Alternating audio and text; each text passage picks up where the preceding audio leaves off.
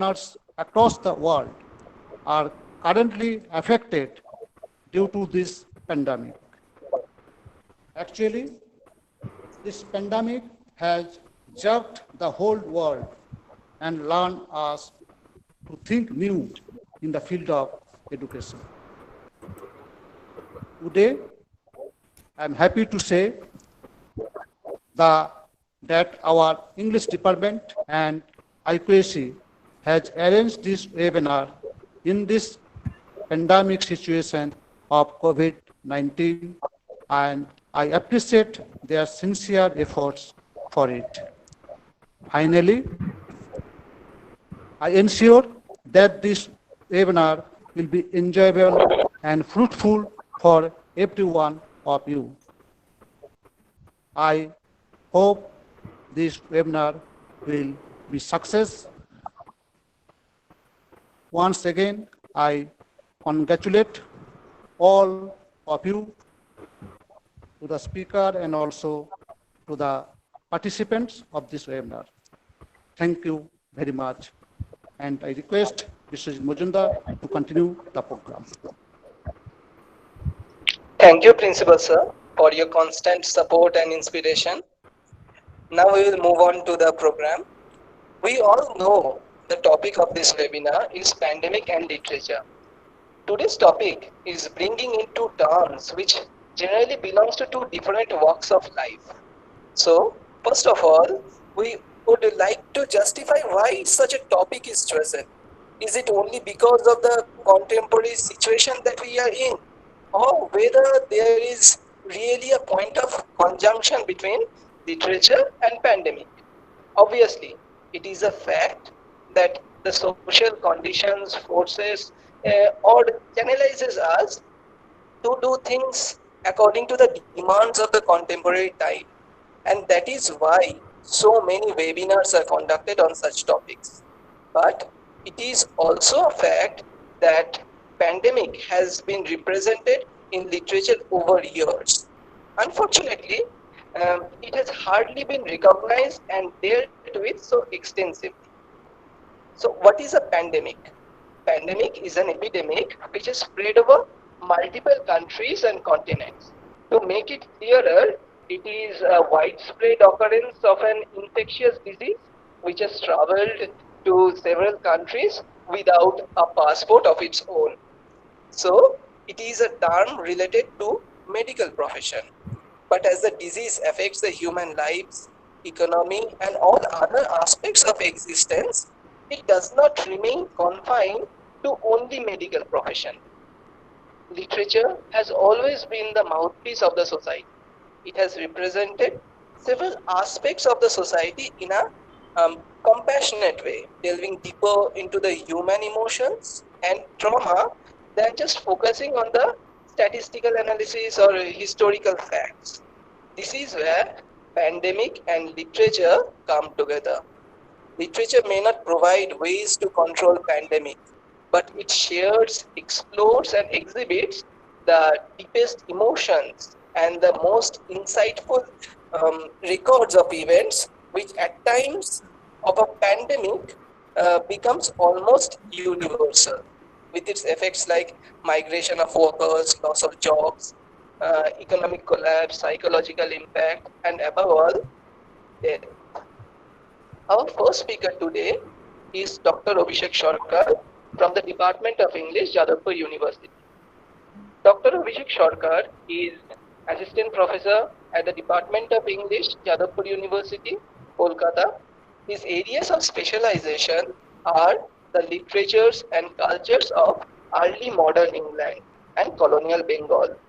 He jointly coordinates a state-funded multimedia project in collaboration with the Polgar Shakespeare Library for archiving the reception of Shakespeare in Bengal. He has received the Charles Wallace India Trust Fellowship for Research-Related Trouble in the UK.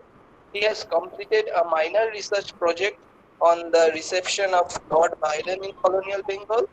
He is at present the principal investigator of a major research project on the First World War and Bengali identity. His articles have been published in the Byron Journal, Scottish Literary Review, South Asian Review, Literature Compass, Multicultural Shakespeare, American Notes and Queries, Acts des Congrès de la Société Française, Shakespeare and Anglica, an international journal of English studies by the University of Warsaw, apart from several journals of leading Indian universities. Today, we will be speaking on the plague and Shakespeare's silence. I would now request Dr. Shorkar to present his valuable lecture. Please, sir.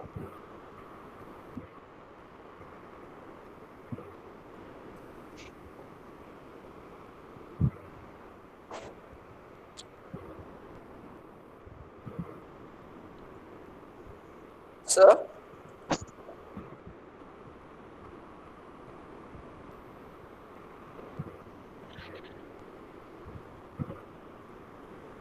He is not here. Abhishek Shorkar, sir? He is not here. He was here just a few minutes back. I think there is some problem with Yes, was- he has yeah. joined now. He's here. Joined.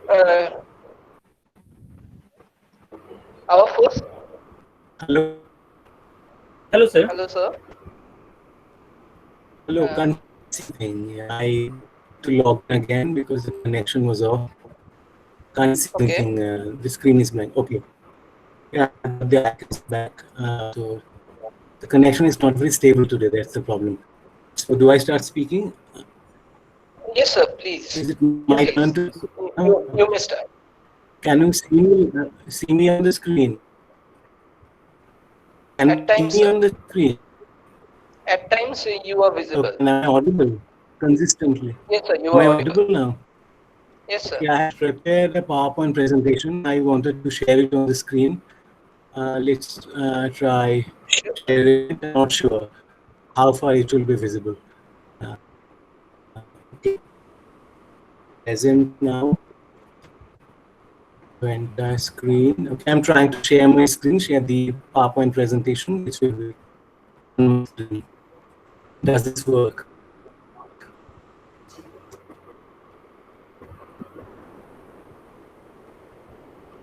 Anyway, first of all, I'm very grateful to the organizers of this webinar for inviting me.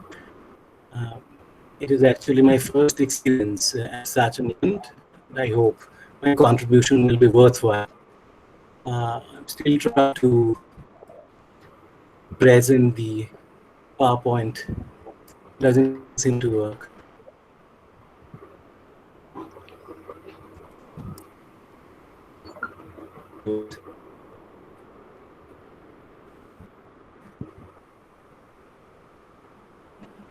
Can you see the PowerPoint? Is it visible on No, the sir. screen? No, sir. No, sir. I guess it will take a couple of seconds. Yes, sir. Please. You can start with is the it visible? introduction. Okay, can you see the PowerPoint? Is it on your screen now? No, sir, not yet. Yeah.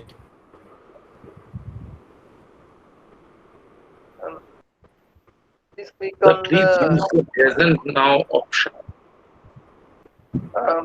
please click on the present now option, then Present. share window. Yes, I'd go there. Present now, okay. Share a view.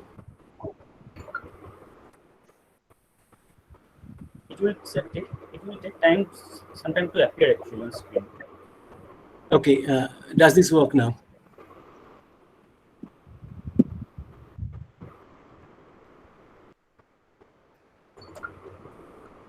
Not yet.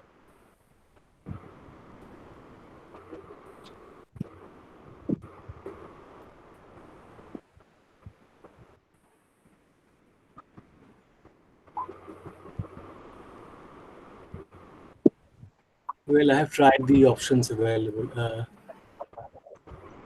Share a window. It's visible on my screen, however. So do I go with that? What do you advise? Yes, sir. You can go on with the presentation and your lecture. So this is the PowerPoint. Let me try again. Okay, here, that's it.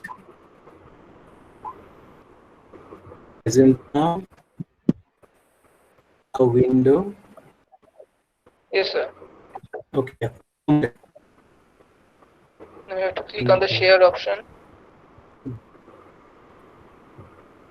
This is not a Chrome tab.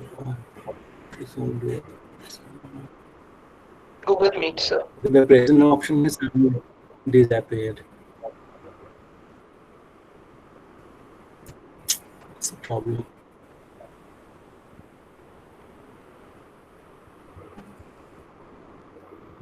Okay, present now, then a window. Yes, sir. Or your test screen, which I go for? Your screen. Okay. Now I click PowerPoint. Is it visible Yes, sir. now? Not yet, So sir. you can see It the will take some time, chapter. not. And Okay.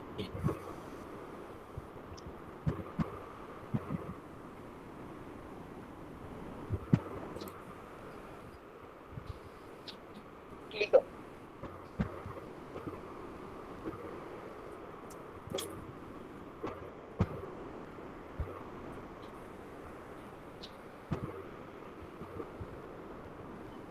At first, sir, you open your PowerPoint, then go to presenting, then the Windows, then there will be Windows available, and click on the PowerPoint window.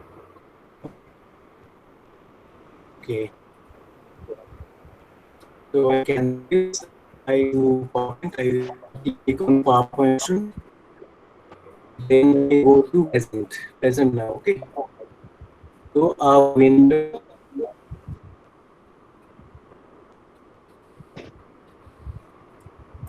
Okay. Right.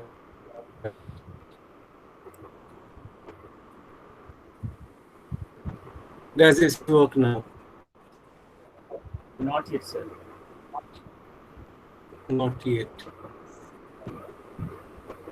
But Google Meet is sharing. I have the message here. Google Meet is sharing a window. Yes, sir. Sharing window, and you will Great. find out the PowerPoint on the any one of the windows. Yes, I have tried that. I've clicked on it, and it's already sharing. I have a small bubble here showing that Google Meet is already sharing this window, but you can't see it on the screen. Can you? It will take some time, sir. If So network is poor, I sir, wanted to then it synchronize will. the slides with the picture.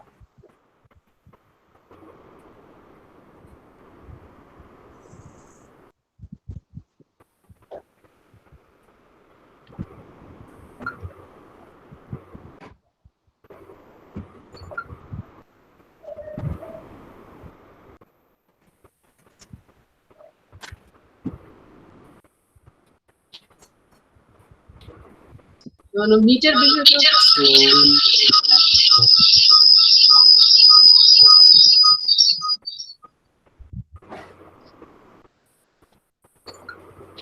It's already sharing according to them. I don't know.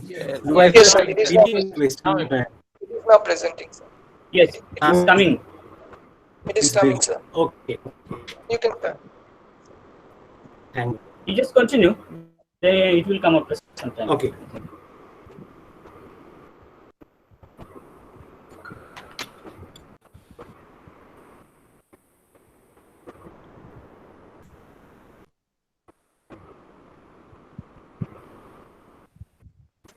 So can you see the screen now? See the first slide?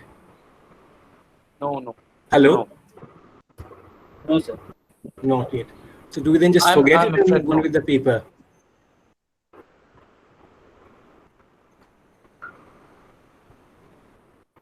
Do we wait for Just stop. the it stopped. Yeah, so it stopped just now. But anyway, they're saying I'm presenting to everyone.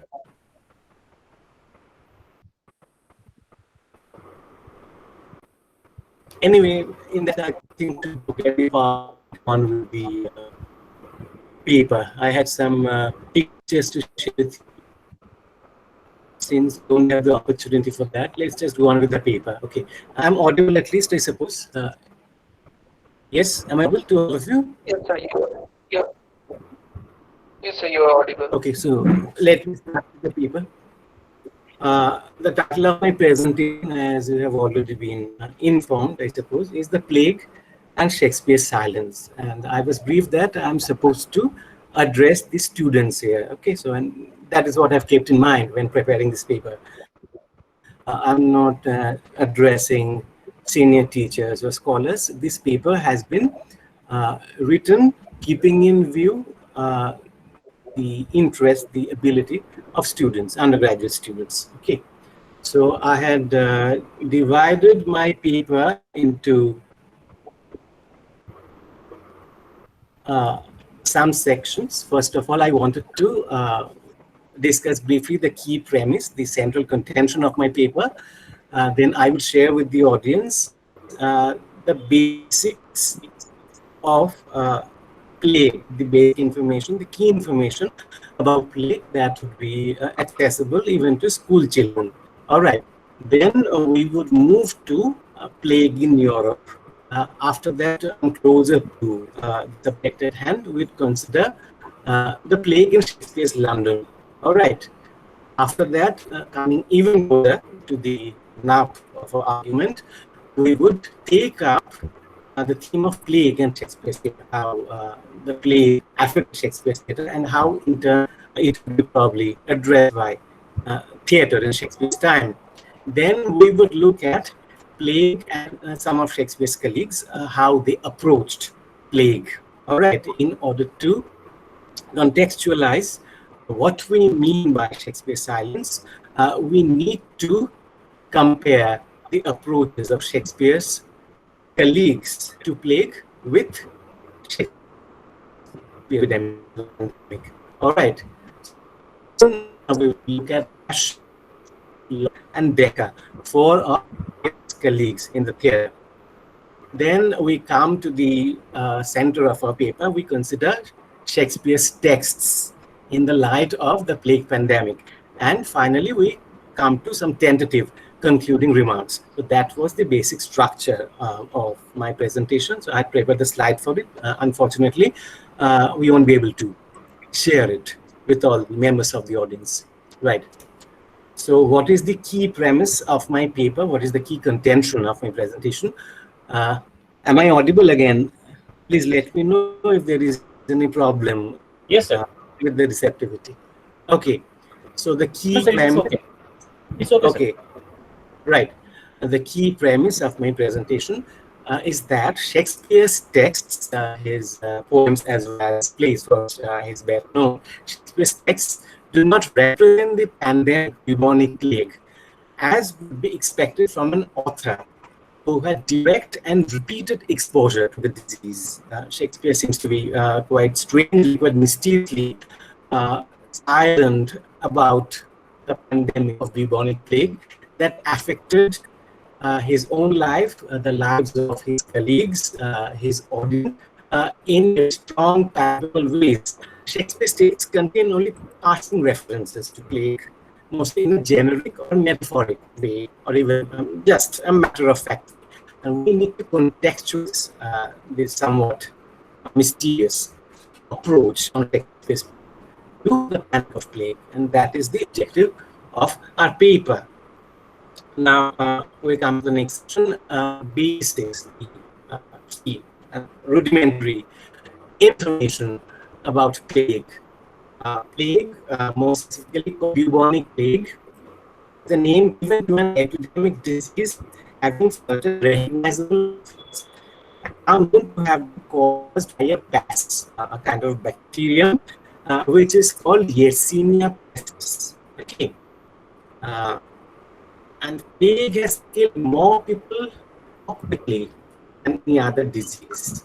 Okay, this is one of distinguishing features of plague.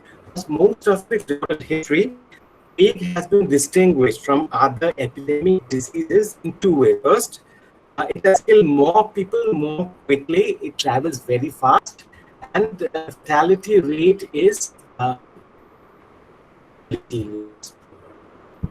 in major outbreaks in European cities between the 14th and 17th centuries, it was not unusual for one quarter, that is 25% of the population, to die of this disease within a single year. The second characteristic of plague lies in the painful and horrifying symptoms evident in the victims. All right, the more elaborate descriptions, most of them surviving from the 14th century onwards, refer to symptoms including fever, racing pulse, and breathlessness, followed by pain in the back and legs, thirstiness, and stumbling. And the most distinguishing feature of the disease, the most remarkable symptom of the disease would be the buboes, B-U-B-O-S, bubo in the singular, buboes in the plural. These are hard swellings of a lymph gland. These were called botches or plague sores in Shakespeare's day. They would form in the groin, armpit, or neck, and then these buboes would rupture, they would burst, causing an extremely agonizing pain, so much so that some victims would leap from windows or throw themselves into water bodies, committing suicide. Finally, as the disease progressed, speech would become difficult, and victims would rave or suffer delirium before succumbing to heart failure. Okay, what is more devastatingly, those aged 10 to 35 proved especially vulnerable to disease, whereas middle-aged people had a greater chance of survival. All right. Now, there is a popular but erroneous theory current from the 20th century, after the Second War, that the nursery rhyme "Ring a Ring a Roses," you are all familiar with it. Nursery rhyme "Ring a Ring a Roses" refers to bubonic plague. How does this rhyme go? Ring a roses, a pocket full of posies, a tissue, we all fall down. All right. So according to this unofficial interpretation of the rhyme, the ring mentioned in this poem, in this rhyme, the ring actually refers to the buboes or the plague wounds. Posies, P-O-S-I-E-S, the posies would stand for the bunches of fragrant flowers or herbs, which often be carried as an antidote to the plague. A tissue, this is an onomatopoeic word.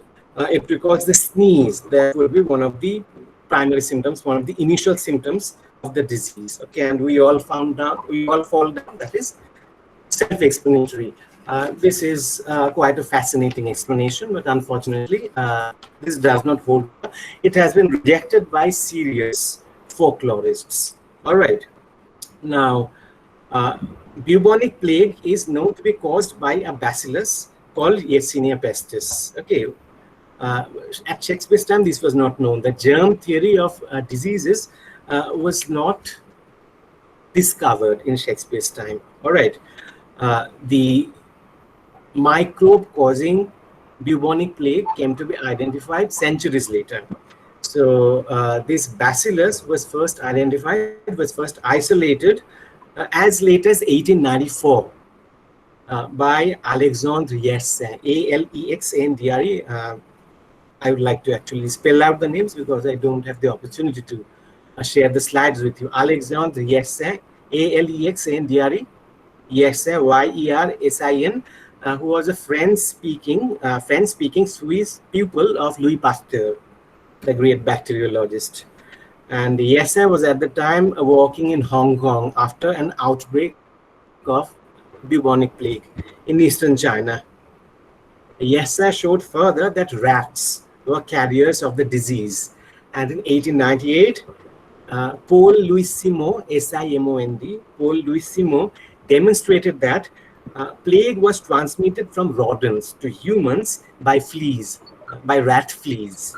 Okay, Yersinia pestis is transmitted either through the bite of an infected flea, which would invade the lymph nodes and produce painful swelling or buboes, or alternatively passed by an infected person's cough or breath, which is to say through droplet infection. All right. I'll skip a part. Okay, we come to the next section, plague in Europe. I wanted to share a couple of paintings with you, but I don't think that will be possible. Okay. A plague in Europe. The history of plague in Europe may be divided into three long pandemics or three long clusters of epidemics. Okay. And each of these pandemics made up a series of separate but closely related outbursts of the disease in different but related geographical locations extending over centuries. So traditionally, bubonic plague has been considered by historians as occurring in three main clusters or pandemics in Europe. Okay, and the history of the plague has been very Eurocentric, as I understand. Traditionally, the plague has been seen as coming into Europe from the east, from the Central Asian steppes, or from the Far East, and then wreaking havoc on the continent of Europe. Okay, now these are the three pandemics. This is how the occurrence of plague in Europe has been theorized. Okay, the first pandemic, the first cluster of plague outbursts occurs from around 541 CE to 750 CE in the Mediterranean and in Europe. Okay, 541 to 750. And the initial major epidemic of the first class, first pandemic, is the plague dynasty, which occurred around Constantinople, in and around Constantinople in Turkey, between 541 and 544 CE. All right. The second pandemic affected Europe between 1347 and 1771. All right. And the initial major epidemic belonging to this cluster is called the Black Death, capital B, capital T, the Black Death from 1347.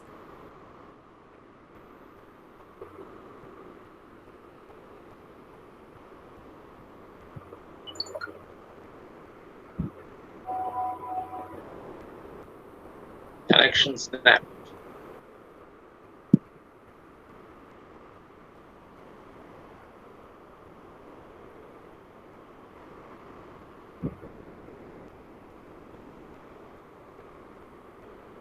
Hello, Vishwajit, you please continue.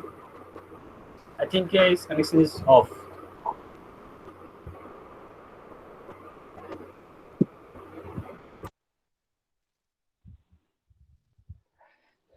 So I think, should I call him or message him?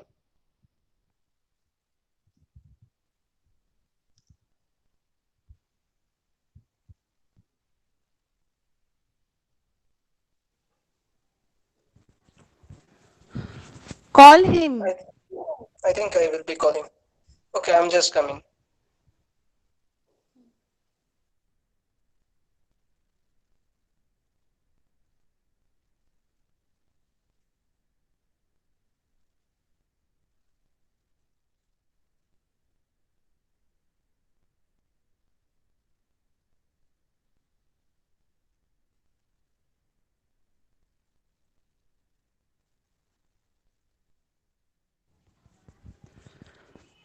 I request all the participants to bear with us. There is a technical glitch. Uh, we will shortly fix it. Please stay with us.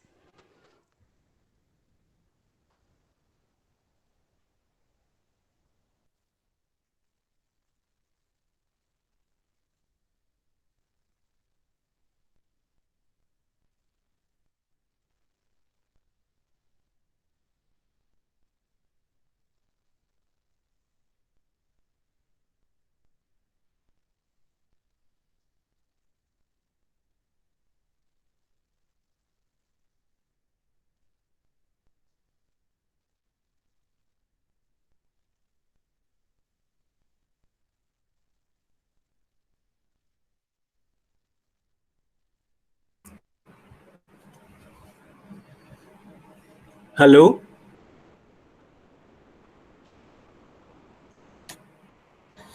Yes, sir. Yes, can you hear me? You, Yes. yes, So I didn't we know can that I hear was you. muted. Okay. I'll uh, start from the part which was audible for the last time. Okay. Okay, sir. So the history of the bubonic plague in Europe has been conceived of as occurring in three clusters, three pandemics. I've already told you about the first and the second pandemics. The initial major outburst of the second pandemic is called the Black Death, capital B, capital D, which occurred in Europe between 1347 and 1352. Now, the third pandemic started as late as 1894, and it is not over yet. Okay, epidemiologists consider that we are living in the tail of the third pandemic. Okay, the plague is not a thing of the past. It is still among us, around us, and we are yet to get rid of it. Okay, the initial major epidemics belonging to the third cluster, third pandemic, uh, were recorded in China and India between 1894 and 1922. And it was as part of this cluster that plague visited this part of the world in Bengal, right? For example, you can read about the incidence of plague in Bengal in Burma, which is now called Myanmar, in the novel Srikanto by Sharat Chandra, right?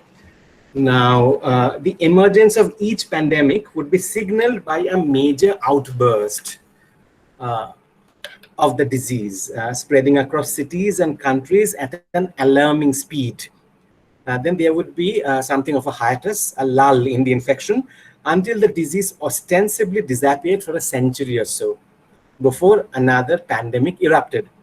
The Greek historian Procopius described the initial eruption of the first pandemic in Constantinople. Procopius was the official historian of the Eastern Roman Empire. Okay, he was the official historian to Justinian I, the Eastern Roman Emperor. According to him, the plague had started from a port at the eastern mouth of the Nile and then spread to Alexandria in 541 and out across the whole of the Mediterranean. Procopius saw the severe mortality in Constantinople, which is now called Istanbul. It was the capital of the eastern seat of the Roman Empire, the Eastern Roman Empire, that is. And the Emperor Justinian himself contracted plague and recovered. Hence, this epidemic is called the Plague of Justinian. Okay. Now, the records of the second plague pandemic in Europe are larger and more numerous in quantity because it lasted for a longer period, and the rate of fatality was much greater. The great initial outbreak of the second pandemic in Europe is famously called the Black Death. Okay, its spread can be traced in some detail. It came into the Black Sea, probably from the steppes of Asia, and then moved into the Mediterranean, where it hit Messina in Sicily in the autumn of 1347. So we have the exact dates because people in Europe are fond of keeping records. By 1352, it had reached most of Europe as well as North Africa and the Middle East. Plague can be mapped as moving along established routes of travel, so that major ports such as Messina, Venice, and Naples in Italy, Rotterdam and Amsterdam in Holland, Marseille in France, and London feature again and again on the trajectory of plague. The disease moved along roads too and had its most catastrophic effects in cities rather than in rural areas. Plague is basically an urban disease, not a rural one. Plague struck typically in the late summer or early autumn, sometimes reviving again in the following spring as the temperatures rose. The pandemic reached England in 1348 by sea, perhaps through Bristol, the port of Bristol. The disease commonly hit one or two households first, and then after a short interval, spread rapidly within and beyond the place first infected. All right. the initial wave of the second pandemic between 1347 and 1352, and the second wave around 1360 cut the population of Europe by roughly 1/3. So devastating was its effect. Plague killed nearly half the population of Siena in Italy, and much the same percentage in London, Norwich, and Bury St. Edmunds in England. So can you perhaps see the slides now? They are saying you are presenting to everyone. Anyway, let's not bother about it. Yes, plague killed nearly half the population of Siena in Italy as part of the second pandemic, and much the same percentage in London, Norwich, and Bury St. Edmunds in England. From the 15th century onwards, such calculations can be more securely based on registers of death, official records of death in parishes, and on what are called necrologies or bills of mortality, published by the municipal authorities. Okay, we shall have the opportunity to look at this again later on. The Italian author Giovanni Boccaccio, Boccaccio, Giovanni Boccaccio, was an eyewitness of the 1348 plague of Florence, in which between 66 and 75% of the city's 100,000 inhabitants perished. Boccaccio gives his account of the plague memorably in the framing narrative of his collection of stories called the Decameron. I suppose the next speaker will talk about this at greater length. Boccaccio describes the city as being in a complete turmoil, law and order having totally collapsed, the economy having been ruined, and people having lost basic social and human decencies when faced with the devastating disease. All right, I had a quote from Decameron, but I think I shall skip it. I'm not sharing it with you. This account by Boccaccio is especially relevant to our discussion today, when we understand that there is no similar testimony from Shakespeare, although Shakespeare is supposed to have witnessed and survived several waves of plague. Now we move on to the next section, plague in London. Plague may be described as a quintessentially urban disease. We have already marked that. Let us see the reason why. The disease-causing fleas were carried by rodents, especially by the ratus ratus, or the black rat, that found London's many thatched, timbered houses, wooden houses, far more congenial than the few made of brick or stone. All right. And fleas thrived in humid weather of about 20 to 25 degrees Celsius. If summer temperatures persisted into a rainy autumn, fleas could survive for quite a while. All right. So England is a cold country, but summer temperatures may rise up to 30 degrees Celsius, which would be ideal for these rat fleas. And often September can also be a bit warm. So in conditions like that, plague would hit London.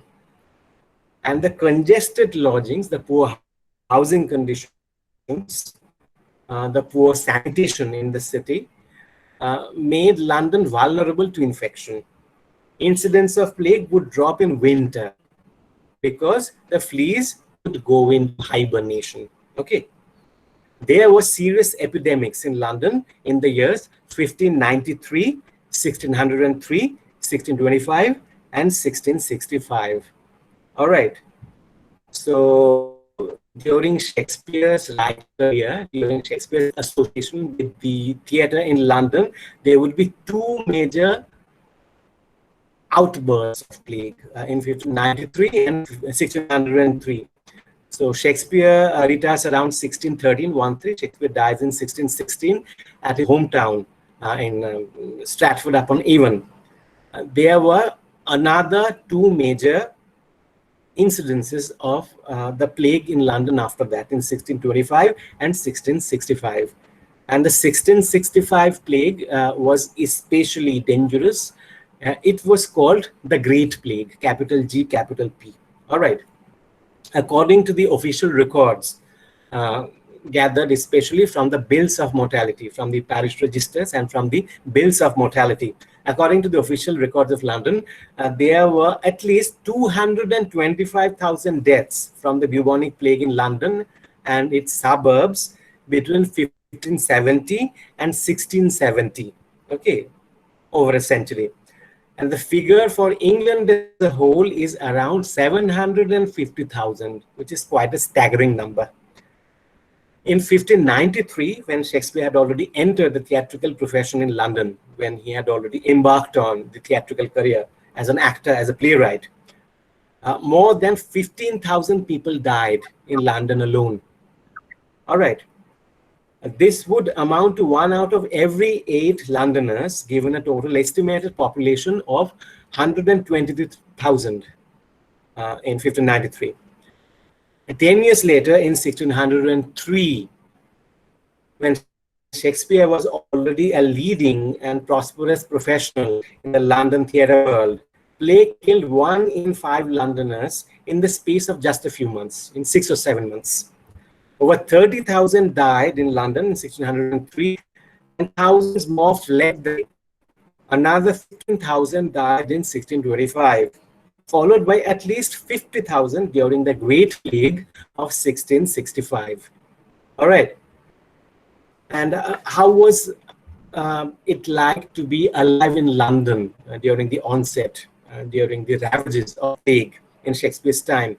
What were the sights and sounds of the city like when the city was in the throes of a major epidemic? Let us look at some details culled from sources other than Shakespeare. Many individuals chose to flee to the less congested countryside, to the suburbs, when plague struck.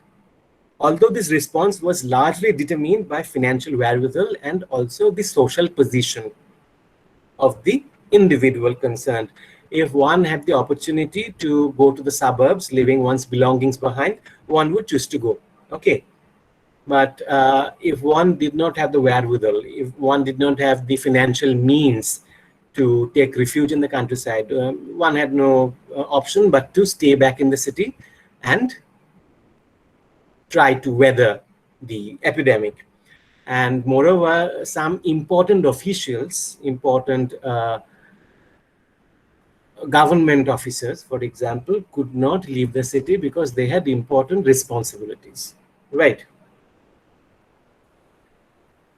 Now, the government itself took a similar course when James I of England himself, together with his court and parliament, retreated to Winchester from London in 1603.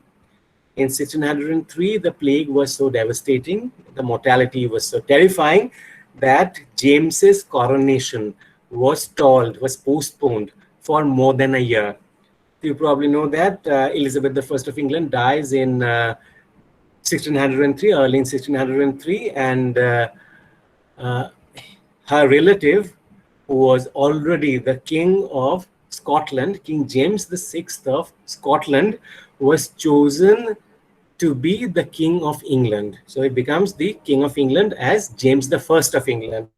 Okay, but he had to wait for more than a year before he could ceremonially enter the city of London.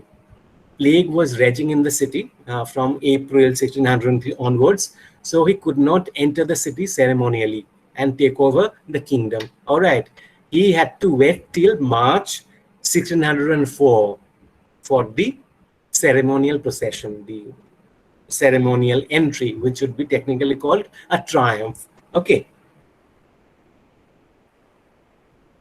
Now, James passed a law in order to help his officers handle the infection of plague, to impose quarantine quite strictly.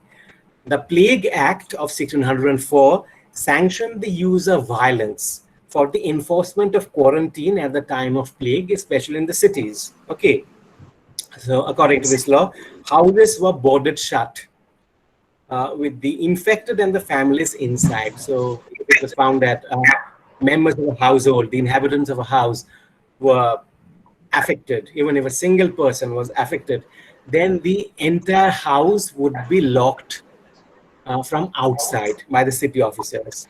Okay, the main door would be boarded up with wooden planks, wooden boards. Okay, and the members of the household, the inhabitants of the house, would be practically left to starve. They would be left without necessary means of survival, left without food or medicines. A red cross would be painted on the doors. Okay, can you hear me? Yes, any problem? No. A red cross would be painted on the doors of the plague affected, often accompanied by the words, God have mercy upon us. God have mercy upon us. Okay. The people caught escaping from a quarantined house could be whipped. And those roaming about with visible plague sores, with visible buboes, were guilty of a felony, and they were subject to execution by hanging. But of course, the law was not implemented so strictly.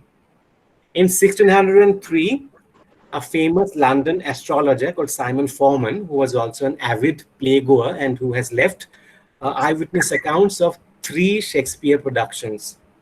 The Simon Forman tried to send an ailing maidservant off to a family in Lambeth, Lambth. Lambeth was at the time one of the London suburbs, but now it's part of the metropolitan city of London. So he tried to spirit off this ailing maidservant to her home in Lambeth in order to prevent his house being marked by the authorities, in order to prevent his house being blockaded by the authorities. All right. However, this did not go off very well with the inhabitants of Lambeth. The Lambeth men sent her back again, pushed her back into Simon Forman's house, saying that it was better that Forman's household should, within quotes, starve and die, and any of them should be put in danger. All right. The city councillors complained that too many Londoners were washing off the red crosses painted over the doors of infected households. Okay. And in 1606, the Lord Mayor promised that steps would be taken to use oil-based rather than water-based paint to prevent this practice. Again, as part of the prevention measures, stray dogs and cats were ordered to be slaughtered by men appointed by the city council. Okay, so stray dogs and cats were killed, were slaughtered, since they were suspected of spreading the disease. But however, rats and mice were spared. Okay. Now, to reduce the size of crowds, funeral attendance was limited to 6 only. Okay, including the pallbearers, those who would carry the dead body, and the priest, the officiating priest. Though these and other rules were often ignored, right, as is the case in every part of the world across time. It was forbidden to move bedding from house to house. Although the germ theory was not known at the time, there was some rudimentary form of understanding that the bedding of an infected person could carry the disease. All right. Those who tended to the infected, those who looked after the infected, had to carry a 3-foot-long red rod or wand, a 3-foot-long red stick, so that passers-by in London's crowded streets could avoid contact with such people. Okay, so this was a rough and ready form of social distancing. Okay, so the importance of social distancing was understood even in Shakespeare's time, although the logic underlying it was yet to be discovered, yet to be fully appreciated. At the time, London streets were deserted, except for the dying and the dead.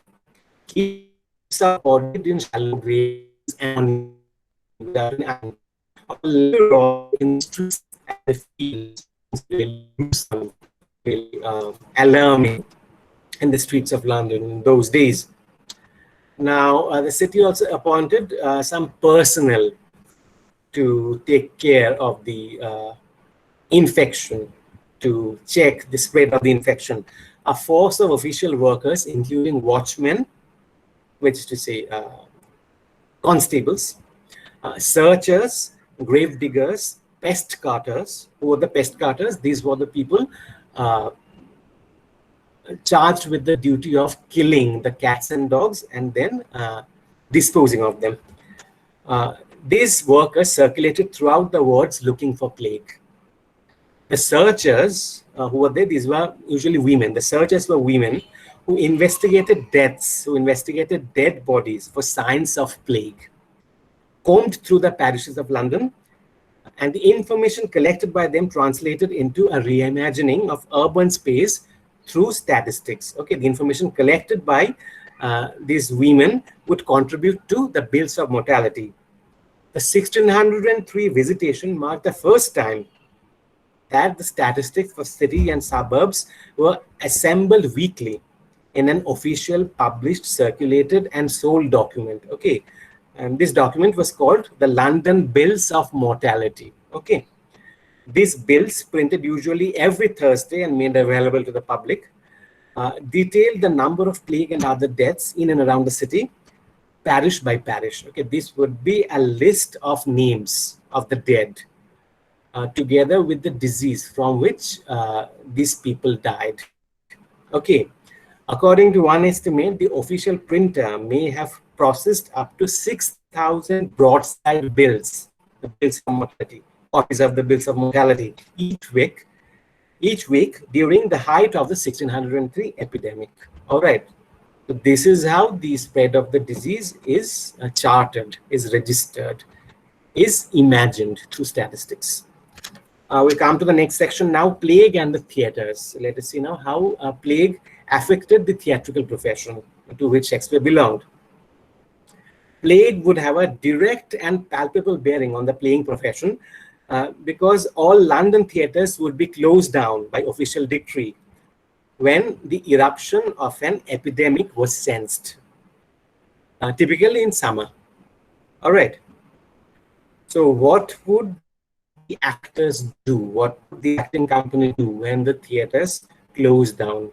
And remember that at the time, permanent theatres built for dramatic performances existed in England only in London.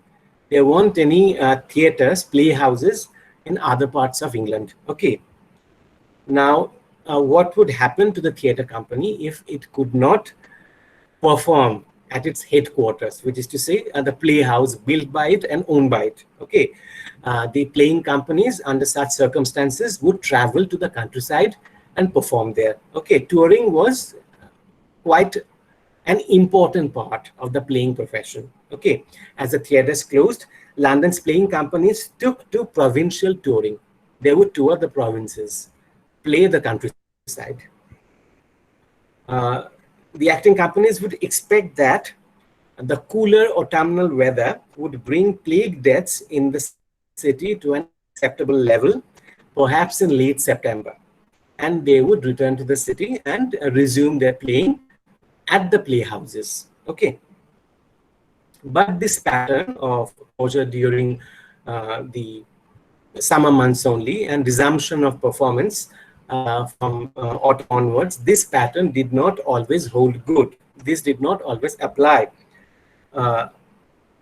In 1596-97, for example, there was an epidemic, a less serious epidemic when the bigger picture is considered. There was a less severe epidemic in England, but the death rate in London at that time was about 21% higher than the national average, as a result of which officials closed the theatres for over 20 months. Okay, 20 months at a stretch.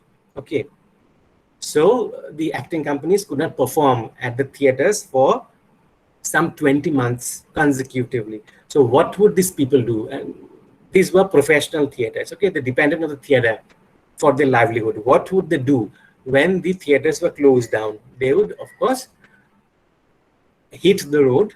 They would travel to the countryside and perform there. So playing business was quite precarious, quite tenuous, as you can understand. It was beset with several challenges. The plague was one of the most important of them. Moreover, in the winter and spring of 1603, the playhouses remained closed because of the continuing ravages of the plague. So even during the winter of 1603, the playhouses were closed. They reopened briefly in April 1604 before the return of plague with the onset of warmer weather led to their closing again until September. All right. The long outbreak of plague meant that the king's men had to maintain themselves by touring through rural England's towns and visiting great houses. So they did not have any steady source of income. They would travel across the countryside looking for patronage from the city councils and from the manorial lords, aristocratic lords. Okay, and they would present a performance whenever they found people willing to pay for one. All right. And Shakespeare's company, which is called King James's Men, Shakespeare's company during the rule of Queen Elizabeth I of England was called the Lord Chamberlain's Men.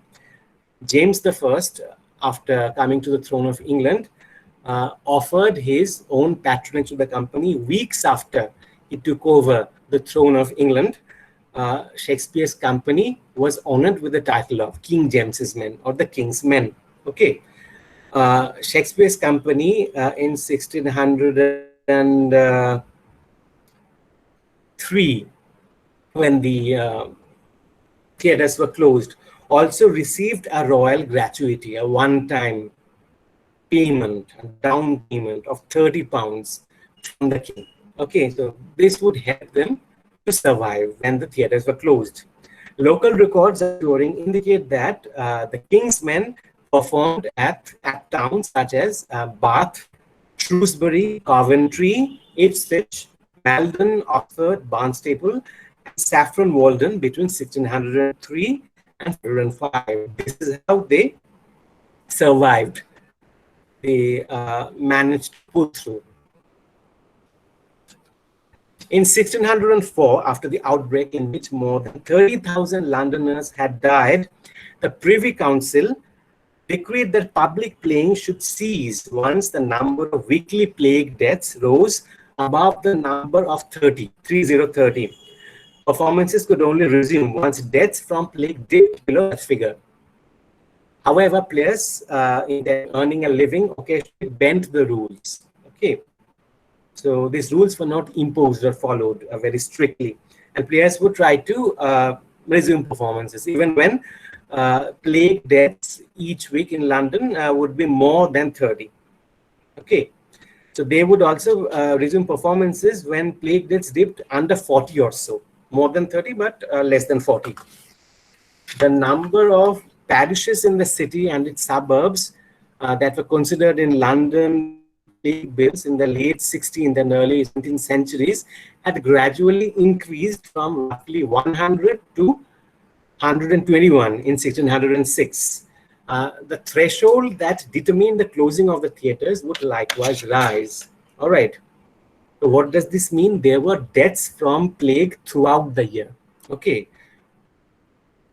And it is only when the number of deaths from plague exceeded a certain cutoff, a certain threshold, the authorities would close down the theaters. Okay, so plague was something of a perennial presence in Shakespeare's time.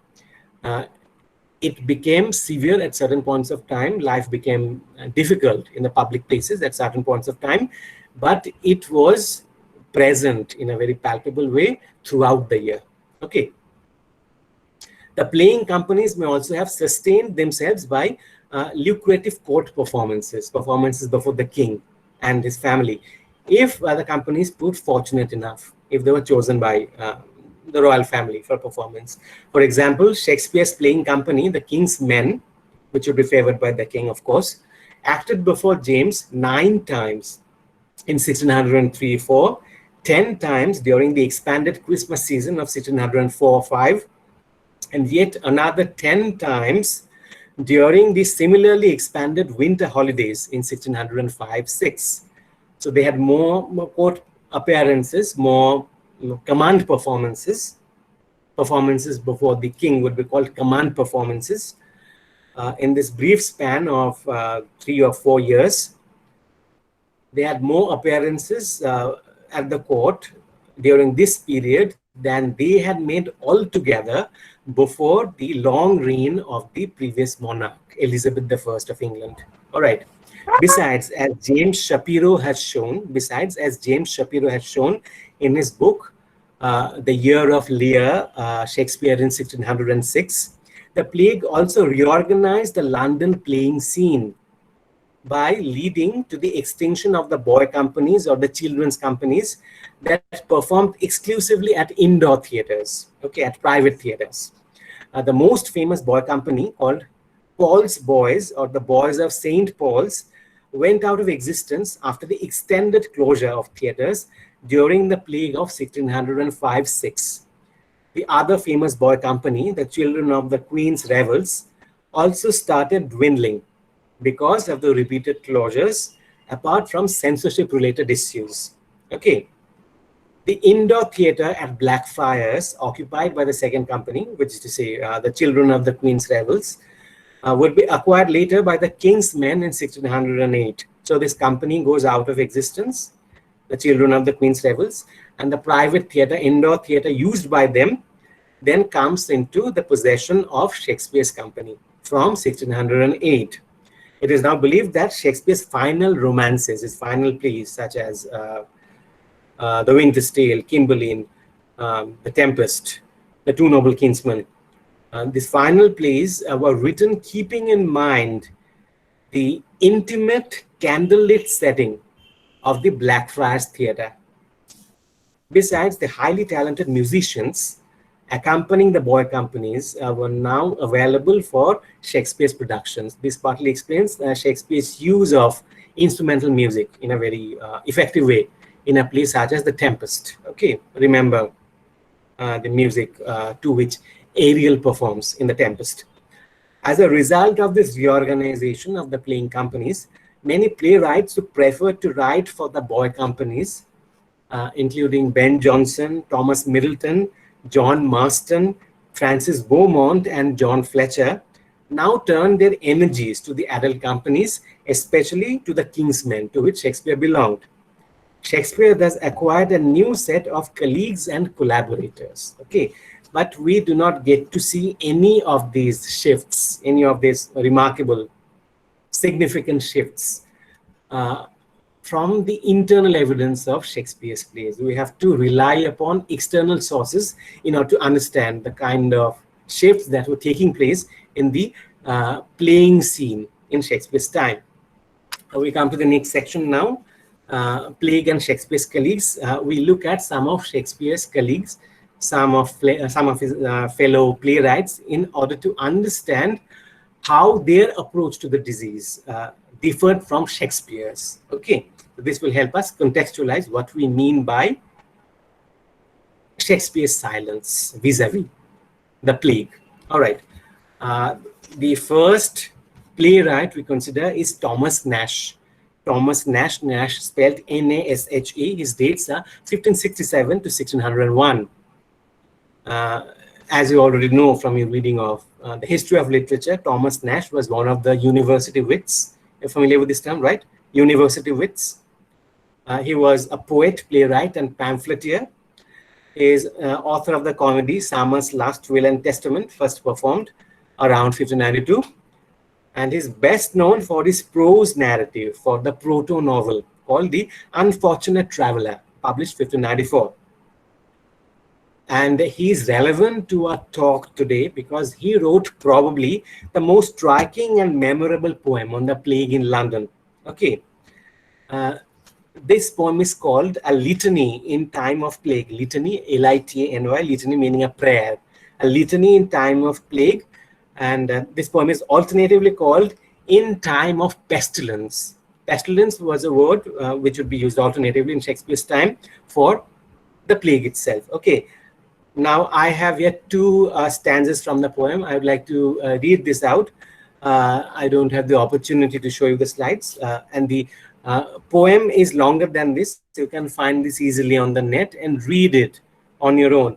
I read the first two stanzas here. The poem is called A Litany in Time of Plague. Adieu, farewell, adieu itself meaning farewell. Adieu, farewell, art's bliss. This world uncertain is. Fond are life's lustful joys. Death proves them all but toys. Okay, toys meaning trivial things, insignificant things. None from his darts can fly. Darts meaning arrows, spears.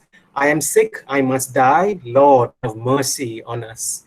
So these were, and this time a young man who was afflicted with plague, and he prays to God throughout this poem. And these two lines, I'm sick, I must die. Lord, have mercy on us, recurs throughout the poem as a refrain. Then we go to the second stanza. Rich men trust not in wealth. God cannot buy you health. Physic itself must fade. All things to end are made. The plague full swift goes by. So the epidemic of plague is in full swing. It's raging in the city. The plague full swift goes by. I am sick. I must die. Lord, have mercy upon us. All right. You can find the rest of the poem on your own.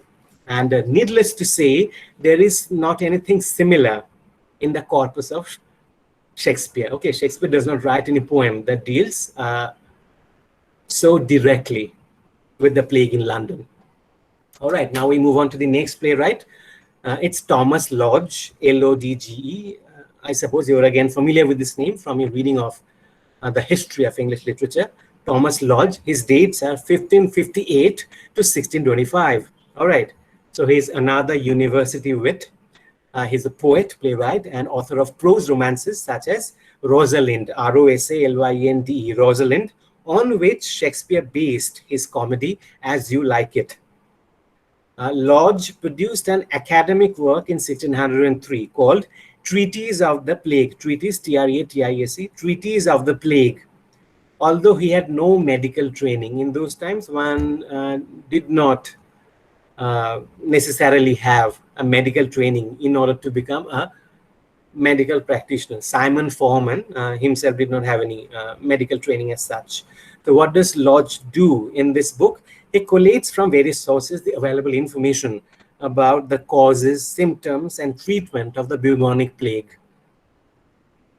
And he provides a long list of herbal remedies, okay, including cheaper remedies that poor people can access and use. Lodge traces the plague in this book to evil vapors that issue from the earth or certain caves or from diverse sort of plants and venomous beasts. So he sees the plague as being caused by poisonous gases emanating from the underground. Lodge also notes that in warm weather, rats, moles, and other creatures accustomed to live underground forsake their holes and habitations. But he sees this phenomenon as a token of corruption of the soil itself. Okay, he does not come to the conclusion that these rodents, rats and moles, are responsible for spreading plague. He ascribes the plague to the gases emanating from the earth itself. However, Lodge does not trace the plague to the influence of the heavenly bodies, the planets, which was a common explanation in those days. The next playwright is Thomas Dekker, D-E-K-K-E-R. Thomas Dekker. His dates are 1572 to 1632. 1572 to 1632.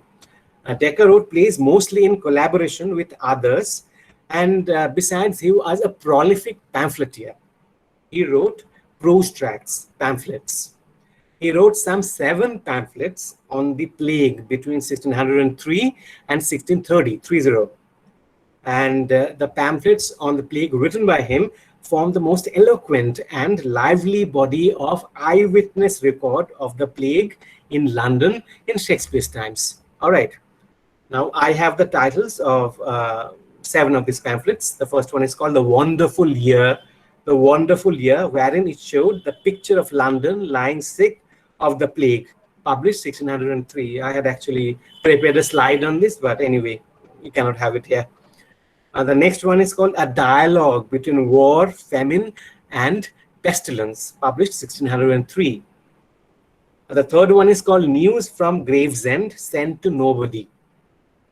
This was published 1604. This was written in collaboration with another playwright, Thomas Middleton.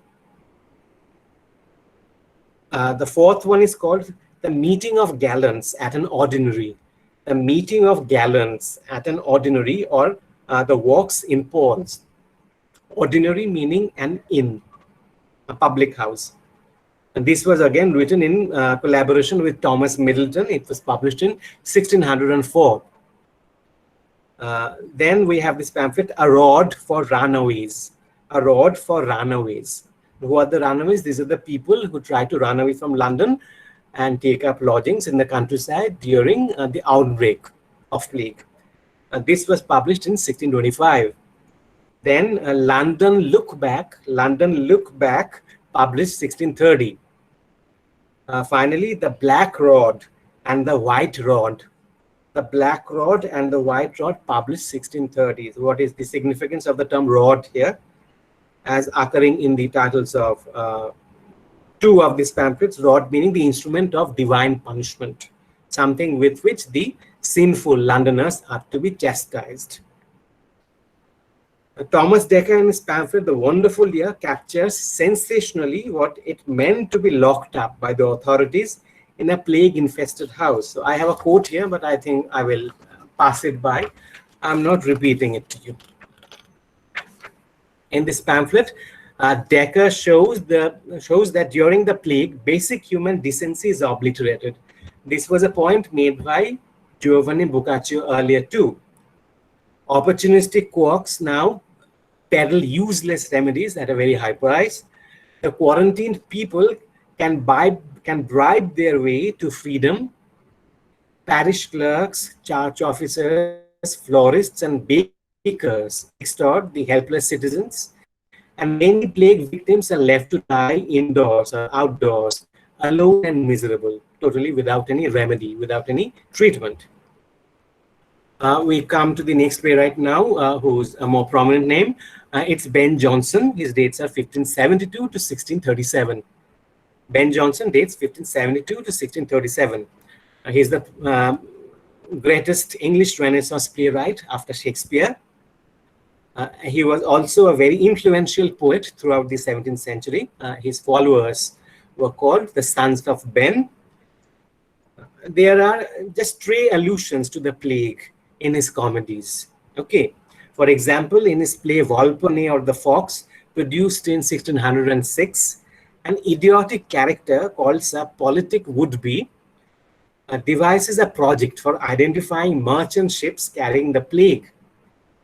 According to this preposterous scheme, discussed in Act 4, Scene 1 of the play, air will be blown through custom-made bellows into a ship from one side, and the crew on board will be exposed from the other side of the ship to a huge quantity of onions, cut in half. If the onions change color, then the ship will be identified as carrying plague. Okay, this is a very stupid plan, as you can understand. But Sir Politic would be expects that this test will ensure that the ships coming from the Middle East do not have to undergo quarantine for the extended period of 50 or 60 days at the port of Venice. And he also hopes that the City Council of Venice will reward him very handsomely for this invention. Okay. In Volpone again, Lady Woodby's voice is compared to church bells ringing at the time of plague. It is said, the bells in time of pestilence, they are made like noise. This is in Act 3 of the play.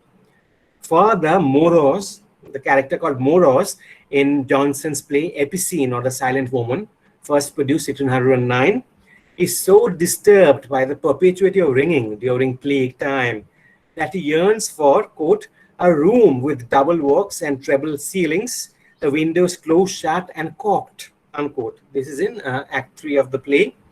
Johnson's comedy, The Alchemist, first produced 1610, has the plague in its background. The argument or the synopsis of the play provided at the beginning explains that the character called Lovewit has run away from London during the plague, leaving his house to be misused by rogues and charlatans. All right.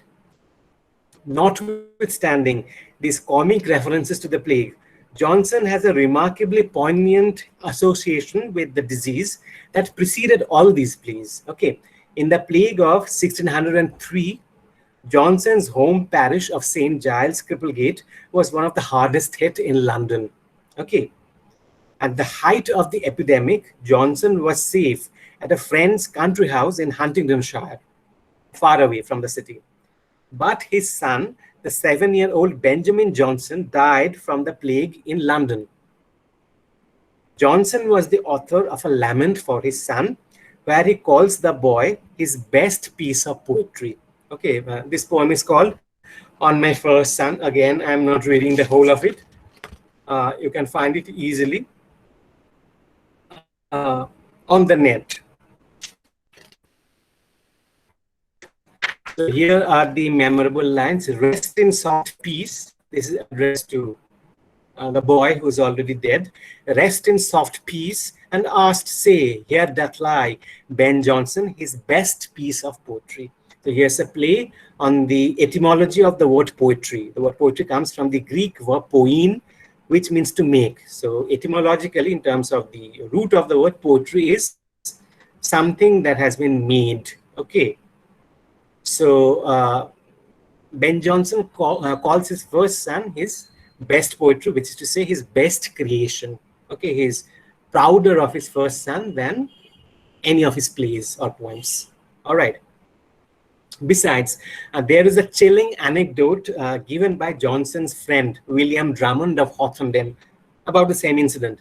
The night before the fatal news arrived from London, the news of the boy's death arrived from London, Johnson dreamed that the boy appeared to him with the marks of a bloody cross on his forehead. A mark like the red crosses set upon doors of plague-infested houses by the municipal authorities in London.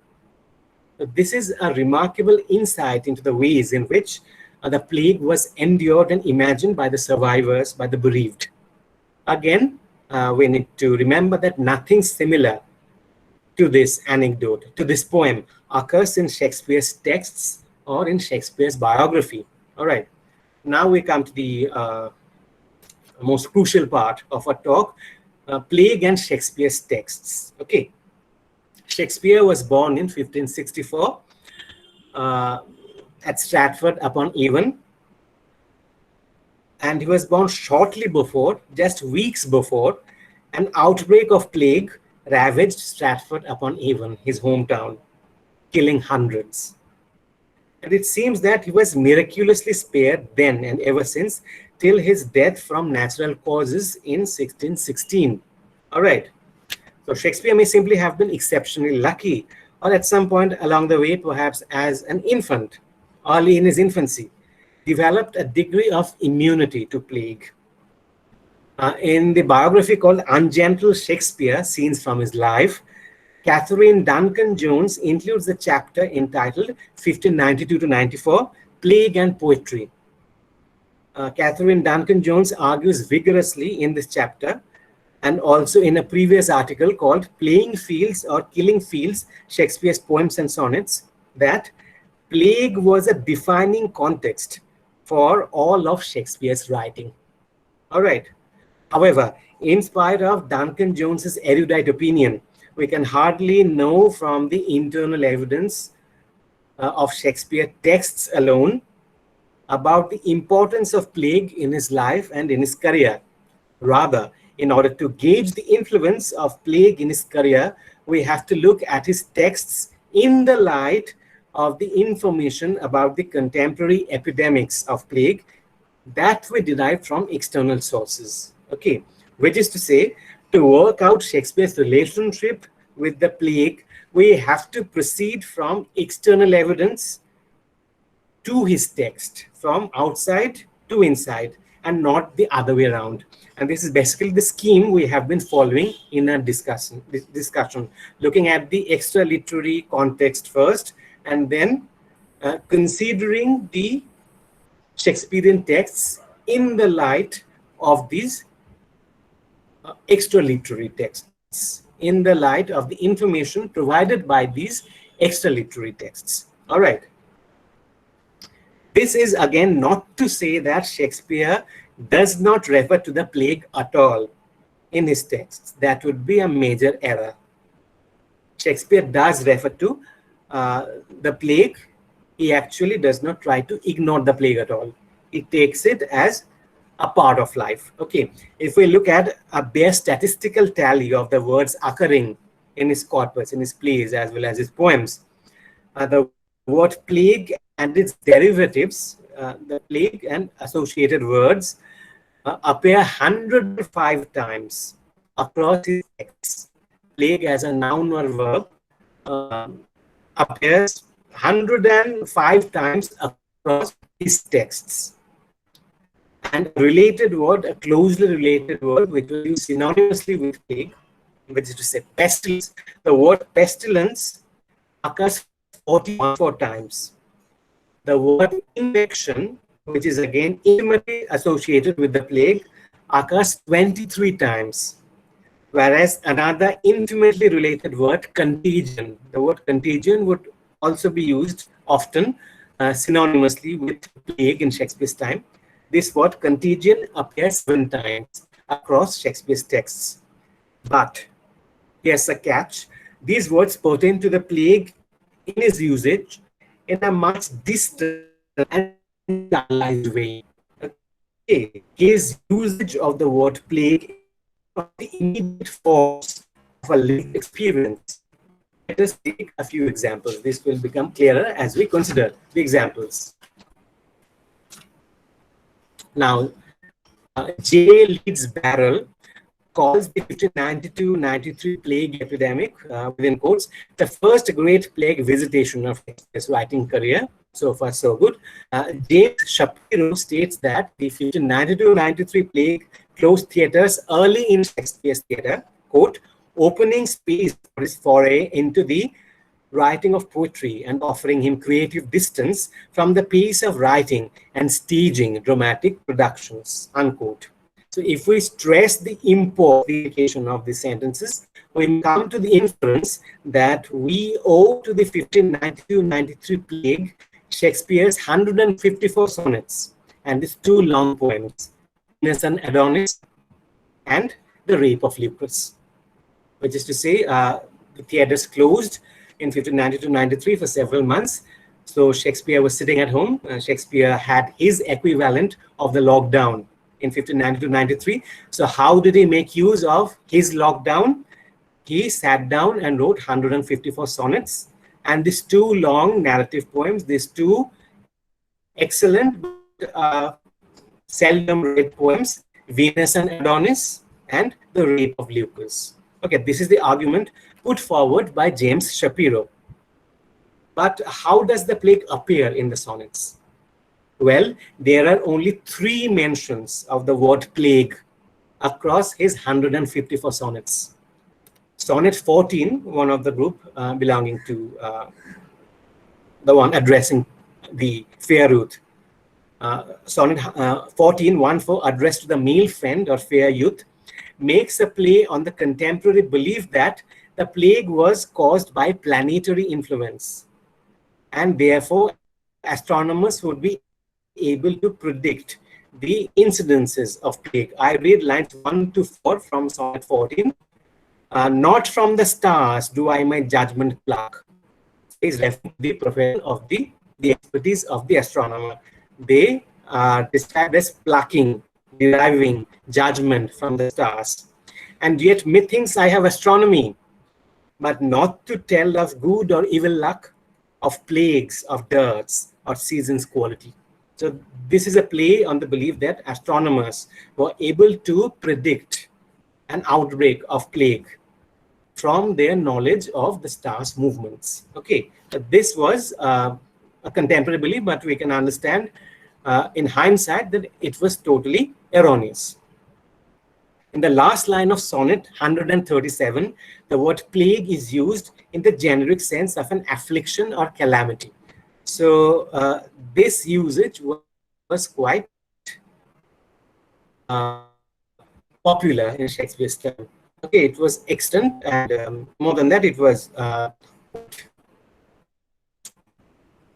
frequently applied in Shakespeare's time. Plague meaning simply a trouble, a calamity, in the generic sense, in the non-technical sense. Okay.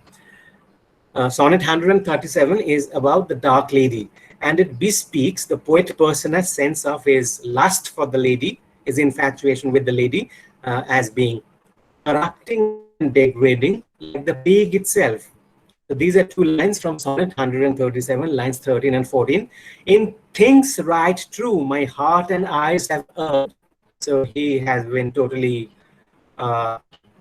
mistaken when opting for this lady. In things right true, my heart and eyes have erred, and to this false plague, meaning the lust, is attachment to the lady.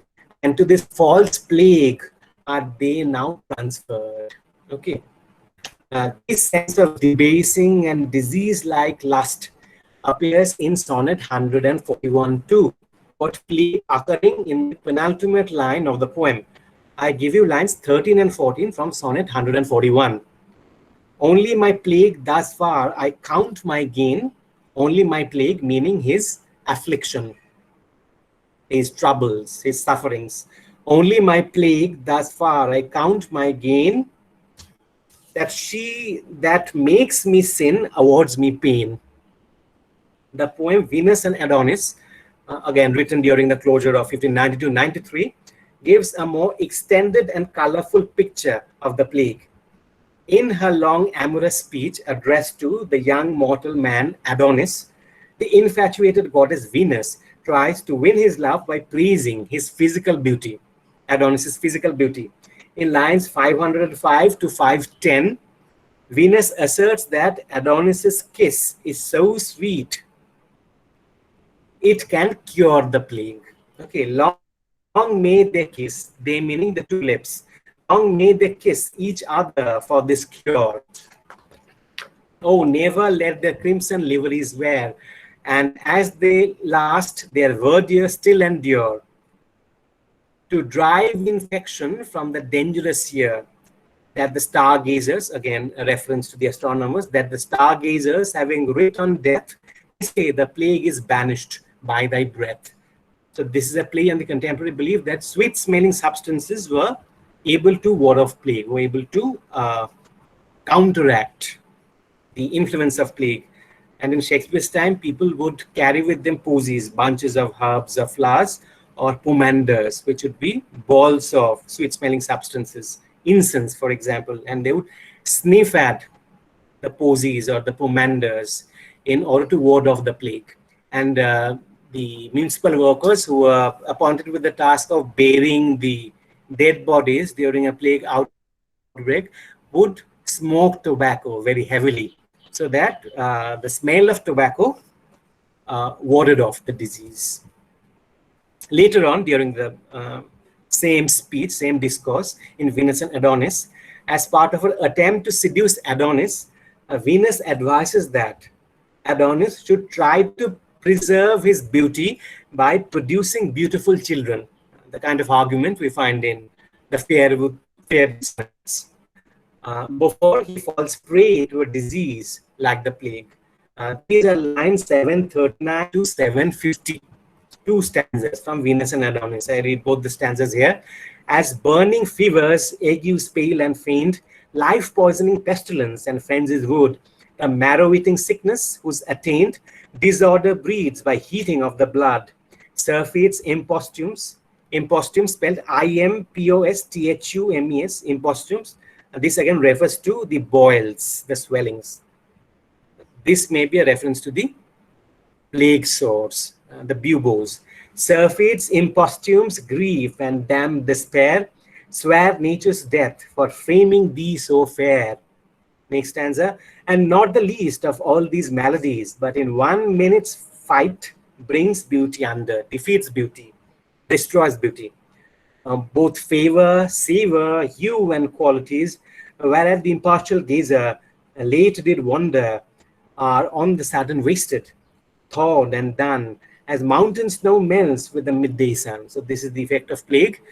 It can destroy beauty in a couple of seconds. Okay, and what people admired earlier would be the source of great abomination, abhorrence. Although these details are dramatically woven into Venus's amorous pleas, they are greatly stylized and distanced from the everyday experience of the London plague. So Shakespeare does not describe what it would be like to walk in the streets of London during the epidemic. He puts some insights about the plague, very distanced, very stylized, in the mouth of a goddess. Okay, and these lines occur in a poem that is again highly stylized, highly artificial, dealing with a story about classical mythology derived from Ovid's Metamorphoses. Now, we find some tantalizing details about plague in other plays, which would make sense to the audience who were in the know.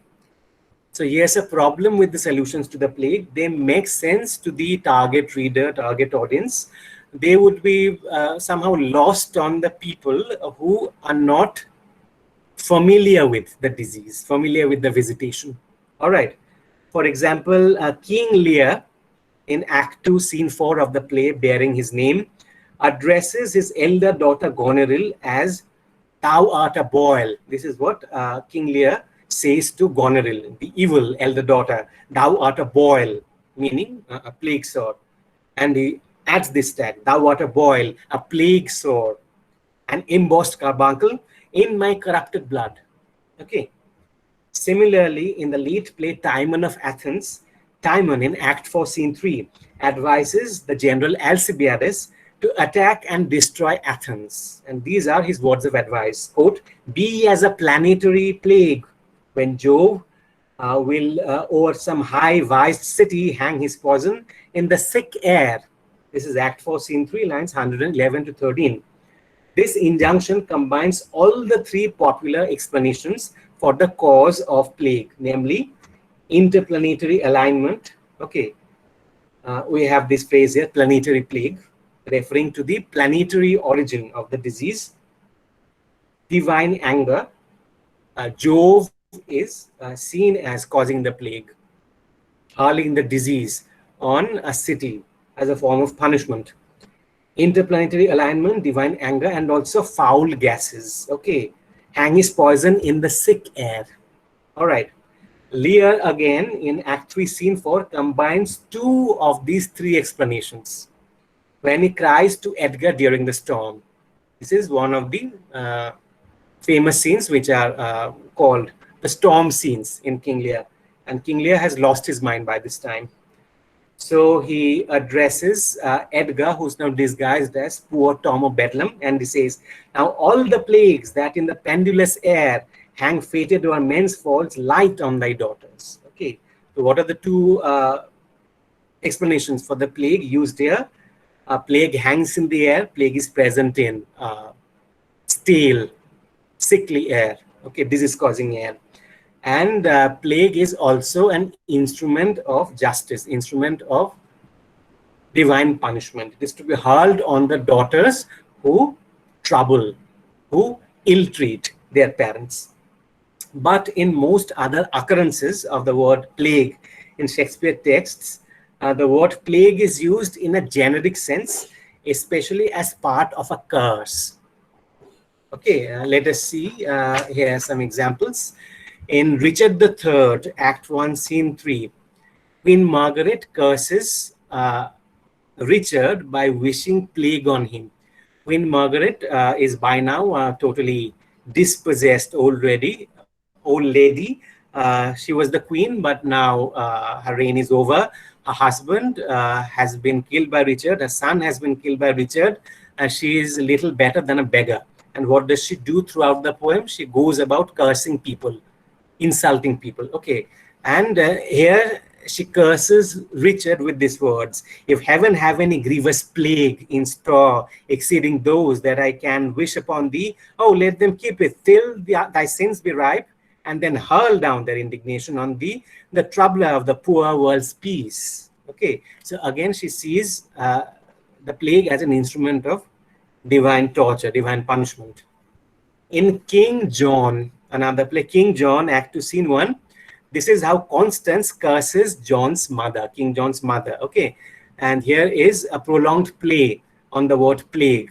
Constance says, I have but this to say, that he, the king, is not only plagued for her sin, the mother's sin, but God hath made her sin and her the plague on this removed issue, plagued for her and with her plague. Her sin, his injury, her injury, the beadle to her sin, all punished in the person of this child, and all for her, a plague upon her. Finally, the curse, a plague upon her. So this would be a very potent, very strong form of curse in Shakespeare's time, in Shakespeare's plays. In King John Act 3, Scene 4, Constance, after losing Arthur to King John, after Arthur has been imprisoned by King John, laments with these words, I am not mad, too well I feel the different plague of each calamity. Different plague meaning the different affliction of each calamity. Now, a late play, Coriolanus, has several instances of plague used as a swear word, as part of a curse. Coriolanus in Act 1, Scene 4 has the central character called Marcius, M-A-R-C-I-U-S, cursing the Roman soldiers, his fellow soldiers, his underlings. Why is he cursing them? Because they're running away in sheer fright from the battle with the Volsces. Okay, and these are the words with which he curses the soldiers. All the contagion meaning again plague, all the contagion of the south light on you, you shames of Rome, you God of woes and plagues plaster you o'er, that you may be abhorred further than seen, and one infect another against the wind a mile. So there's a play on the epidemiology of plague, how it spreads, how it affects people, the effect it has on people. Okay. And in Coriolanus again, Act 4, Scene 2, Marcius's mother, Volumnia, curses Menenius Agrippa, a nobleman of Rome. Okay, Volumnia is angry with Agrippa because he has caused Marcius to be how she oh the women, whole plague the Lord required. Hoarded plague of the gods, meaning all the plagues that the gods have in store, they may be showered on you. Okay.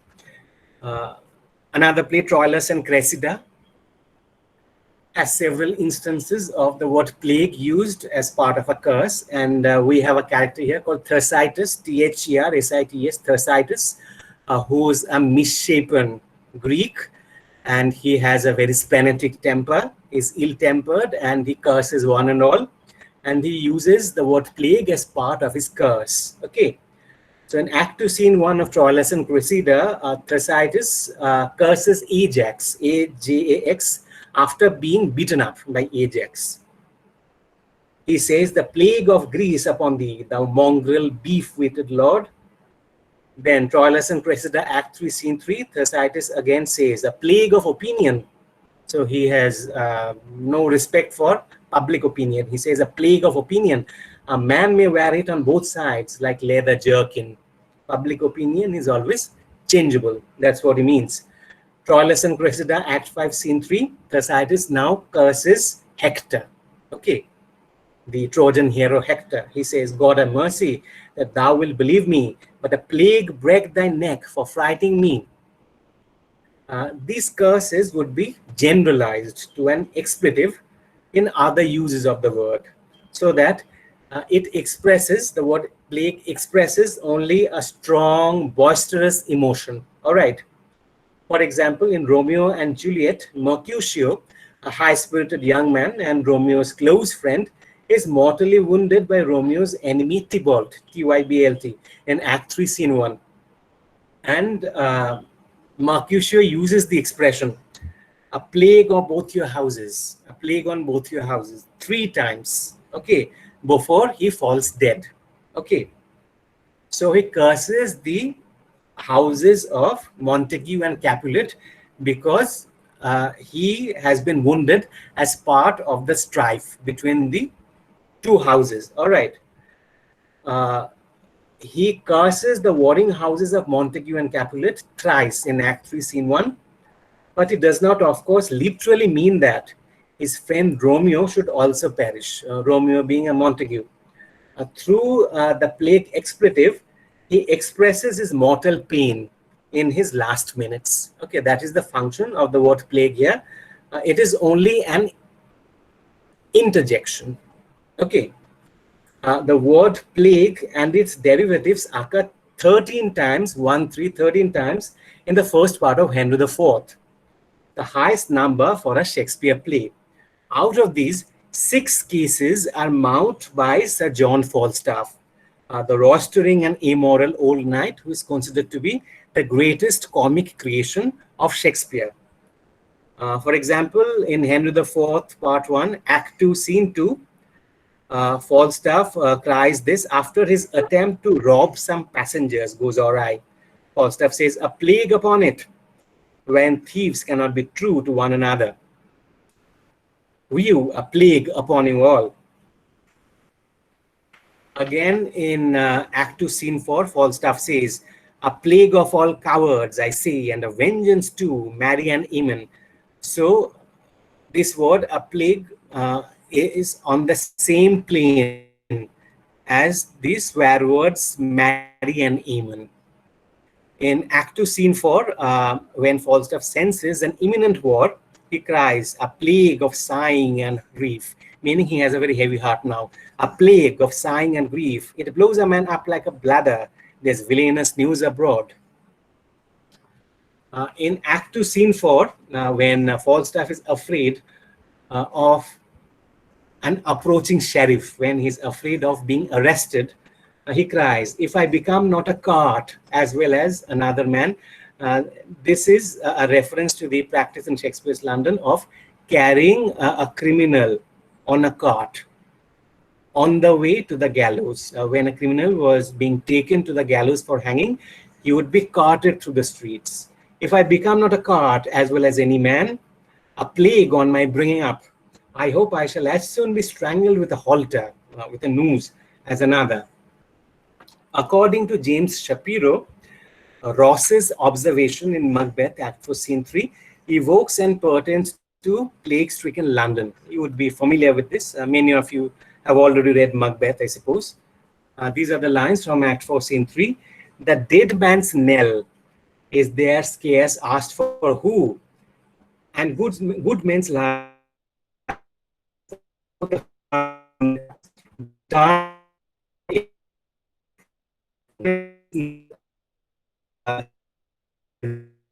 and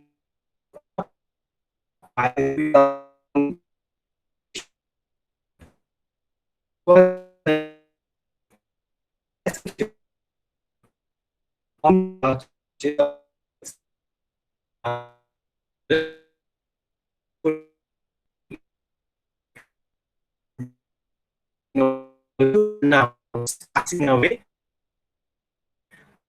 The disease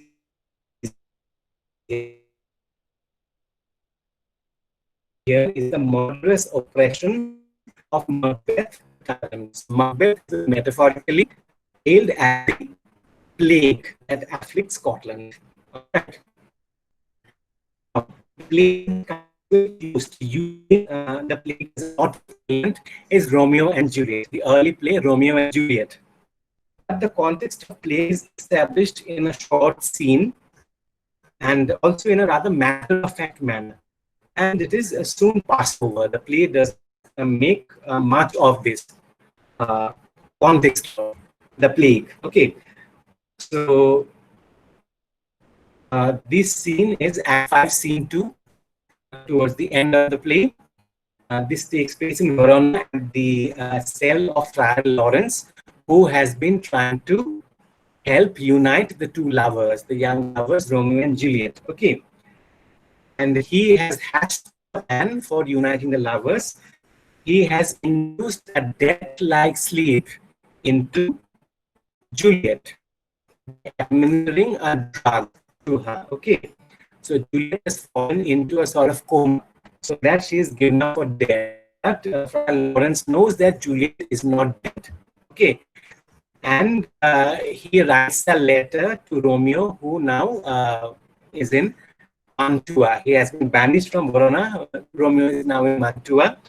Friar Lawrence writes a letter to Romeo to inform him that Juliet has not died, but uh, she has been made to resemble death. Okay, what has been induced into her is a counterfeit rather than a real death. Okay, so Friar Lawrence has been trying to inform Romeo at Mantua about his plan of uniting the two lovers. Okay. However, this plan goes awry. Why? Because of the plague that is raging in Verona at the time. So in this scene, Act 5, Scene 2, he learns that the news about Juliet's feigned death could not be conveyed to Romeo in Mantua because of the plague in Verona. All right. He had entrusted, Friar Lawrence had entrusted his critic Friar John the task of sending the letter to Romeo in Mantua, but Friar John could not leave Mantua because the guards looking after the city, enforcing quarantine on the city, had restricted them. Okay, so this is what Friar John says in this play. Going to find a barefoot brother out, barefoot brother meaning a monk, one of our order, belonging to the Franciscan order, to associate me here in this city, visiting the sick. So these friars have been tending the people suffering from plague. And finding him, the surgeons, just meaning the people, the sick officers, the sentry, entrusted with the task of in quarantine. And finding him, the searchers of town, suspecting that both were in a house where the infectious pestilence did reign, sealed up the doors and would not let us forth, so that my speed to Mantua air was steep. And he explains further, I could not send it. He could not send the letter. Here it is again, returns a letter to Friar Lawrence, nor get a messenger to bring it thee. So fearful were they of infection, we say, the spread of bubonic plague. So Friar Lawrence does not care about the plague anymore. After this scene is over, he is more worried about Romeo and Juliet. He is more worried that Romeo could not be informed about his strategy to send Juliet into a death-like stupor by administering a drug. This mismanagement of information, thanks to the plague in Verona, brings about the tragic catastrophe of the play. The audience does not remember the plague. The audience is actually not meant to remember the plague soon after this scene is over. So for the rest of the play, we are all exercised over the fate of the young lovers. We totally forget the plague that has been mentioned only briefly in Act 5, Scene 2. Now we come to the concluding remarks. We wrap up our discussion here. We shall now try to see in a tentative way why Shakespeare is silent about the plague. So these remarks are in the nature of some suggestions. These are not watertight conclusions. They may be taken up for further research. Okay. James Shapiro observes that, quote, the theater, which provides such insight into almost every other aspect of daily life, disappoints when it comes to plague. Dramatists of the day delved into almost every troubling or taboo subject. Playgoers saw rape victims stagger on stage. We find this in Shakespeare's play Titus Andronicus, and flinched as throats were slit. Again, this is in Titus Andronicus, and eyes gouged out. We find this in King Lear, of course. But one thing they never saw depicted were plague victims and their symptoms. Even a passing mention of plague is rare. Was this because it was bad for business to remind the playgoers packed into the theaters of the risks of transmitting disease, or because a traumatized culture simply couldn't deal with it? glancing allusions to plague's devastation in Shakespeare's works, when they do appear, are that much more striking, unquote. So one may venture the conjecture here that the plague was such a palpable and unmistakable presence in the lives of Shakespeare and his audience that they did not have to dwell upon it at length. It is clear enough from external evidence that Shakespeare's theatre had to eke out its existence, a rather tenuous, precarious one, in the teeth of plague. The theatre profession combated plague on a regular basis for its survival, for its functioning. The actors or the spectators did not need any elaborate reminder of what they were up against around the year. Passing and tantalizing references would be enough for them to evoke the devastation of plague, the enemy they were living with.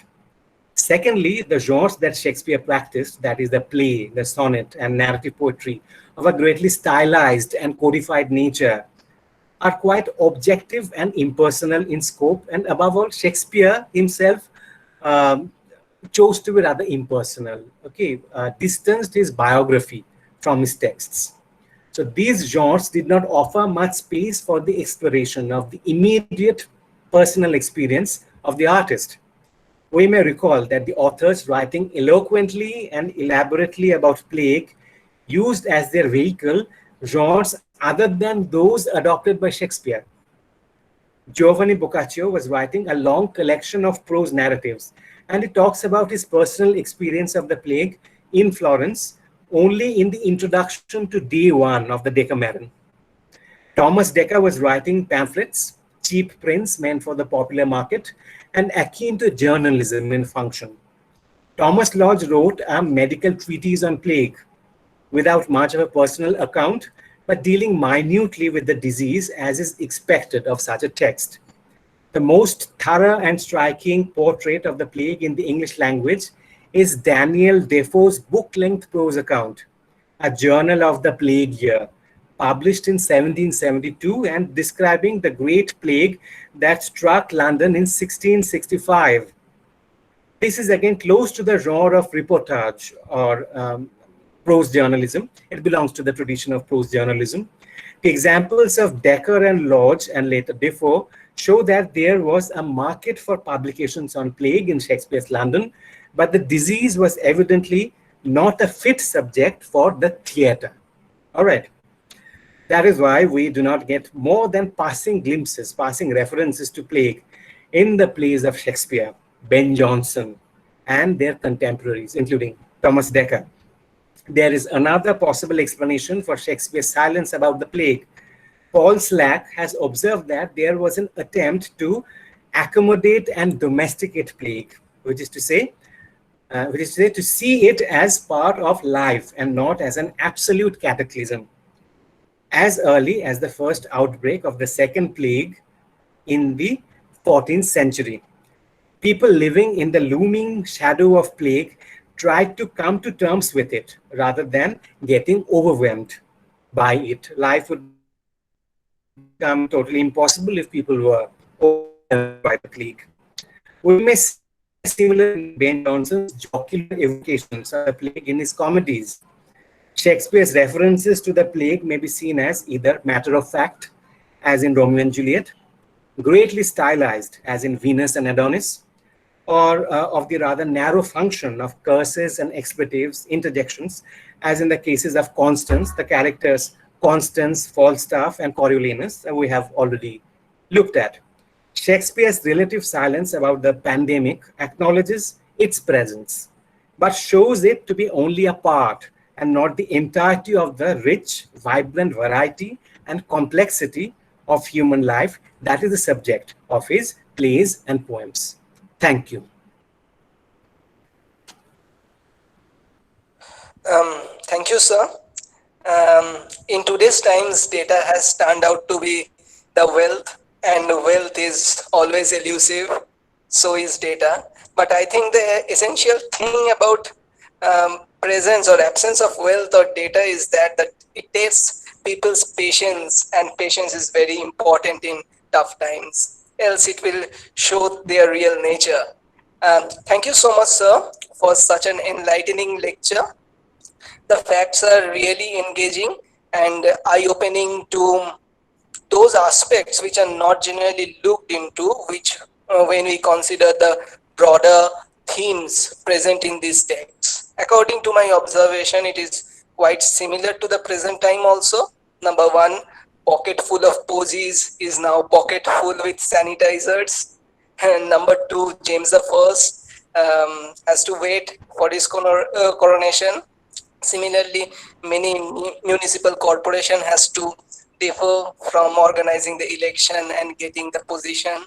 Number three, the theater companies took to road or into theaters or private screening. Similarly, the situation now, the Bollywood films are screened in your mobiles, mobile phone apps, and many other inferences can be drawn from several instances. So what we see here is that, and many more like this. Now we would start the question and answer session for the first lecture. I would now request the faculty members of the department to ask the questions on behalf of the participants. Yes, please. Shubham. Okay. Okay. I'm Shubham Hajra. Sir, I am heartily thank you sir, for such a fascinating and insightful lecture. And I believe it was a treat for the ear of our students as well as the faculty members to hear you, sir. And our students as well as the faculty members are blessed to have you, sir, for such a wonderful session. Sir, now we have almost 5 or 6 questions. I know that you are running short of time. Sir, can I ask the question? Yes, please go on. Please go ahead. Sir. The first question, I think it's from Dr. Mohua Bhomik, Associate Professor, Didovio Memorial College. The question is, why were women entrusted with the responsibility of checking the conditions of animals and the search process? Was there any gender bias involved? So, shall I repeat, sir? Yes. Do I give you my answer now? Okay, sir. Well, it's not the animals, probably. I could not get this across very well because of the problems with receptivity. It was not the animals. The searchers were supposed to check the dead bodies, which would be, in fact, more gruesome than checking animals.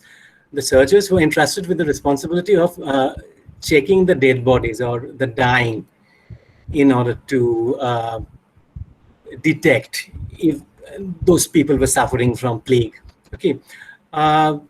Well, nursing is something that has been traditionally the women's realm.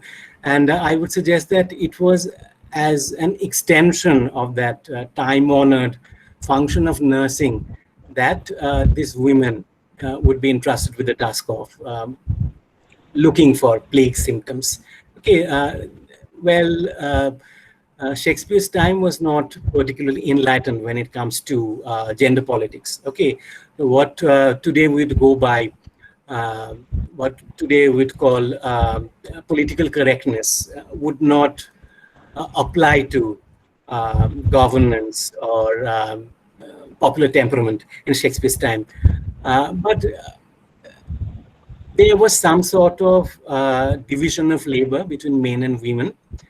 And this particular case of the searchers being women shows that they were an important part of the workforce who tended to the sick and who were responsible for managing the epidemic in the city.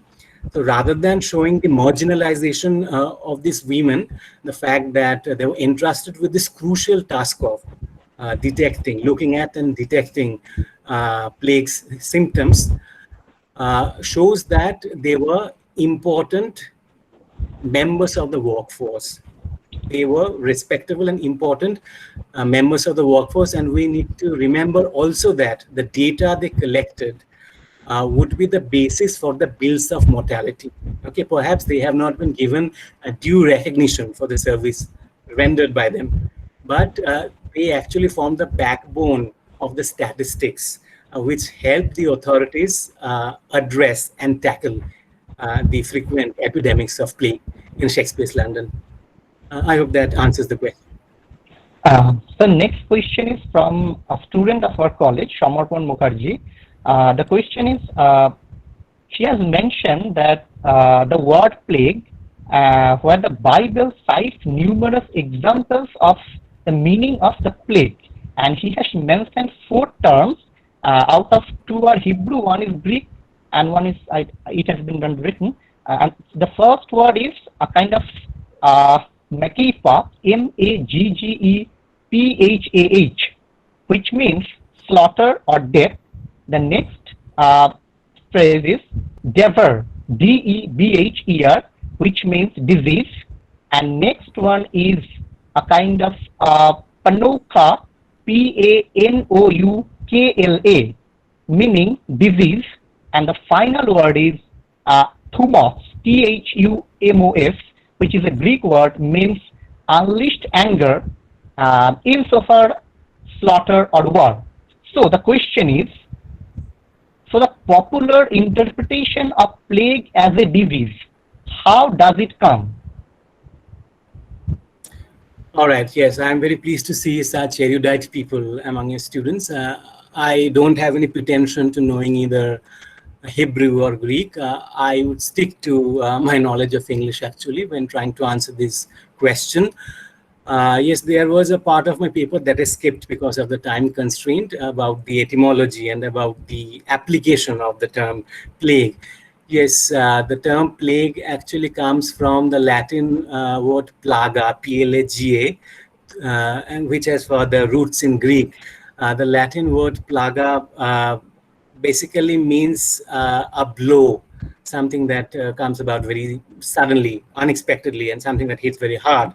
Okay, so going by etymology, the plague would be any kind of disaster, any kind of calamity, not necessarily a disease. Okay, and it was in this loose sense, this generic sense of a calamity, that the term was often used in Shakespeare's time. And I have also demonstrated some cases when we find this loose, non-technical, generic use of this word in Shakespeare's texts themselves. Okay, now when we come across the term plague in the Bible, standard Bible, the King James Version was actually written during the plague. Okay, the King James Version is published in 1611, which would be in the immediate aftermath of a series of rather serious epidemics of plague. Okay, and the word plague occurs there several times. Okay, and again, this word is used in the Bible in the King James Version in a non-standard sense, not in the sense of the disease, the bubonic plague, which is the standard meaning nowadays. Okay, in the Bible, in the Old Testament book of Exodus, for example, we hear of the plagues of Egypt. Okay, but here the word plague does not pertain to, doesn't refer to bubonic plague, the disease. The term plague covers all kinds of afflictions. Okay, the water turning red, the plague of locusts, the plague of lice, the plague of boils, skin diseases, death of the firstborn sons. These are all listed among the plagues of Egypt. These are afflictions with which Yahweh, the Old Testament God, the Hebrew God, punishes the Egyptians for the high-handedness, for the obstinacy of the Pharaoh. All right, so that meaning was also quite prevalent, was quite popular. The non-standard by today's usage was quite popular in Shakespeare's time too. Right, now there are several cases of epidemics in the classical world or in the Hebrew world, which have been called the plague in retrospect. Okay, and several historians have tried to see them as belonging to the same line of infection. Okay, for example, the plague of the Philistines at Ashdod It is mentioned in the Old Testament book of Samuel, the first book of Samuel. The Philistines were the traditional enemies of the Hebrews, of the Jews. They still a holy box, their tabernacle, and they are afflicted with sores, with fever and sores after they steal this holy object. Okay, and in retrospect, this has been seen as a case of the bubonic plague. For example, there is a painting by Nicolas Poussin, Poussin. This painting is from the early 17th century. It is dated, I think, 1630. It's called The Plague of Philistines at Ashdod.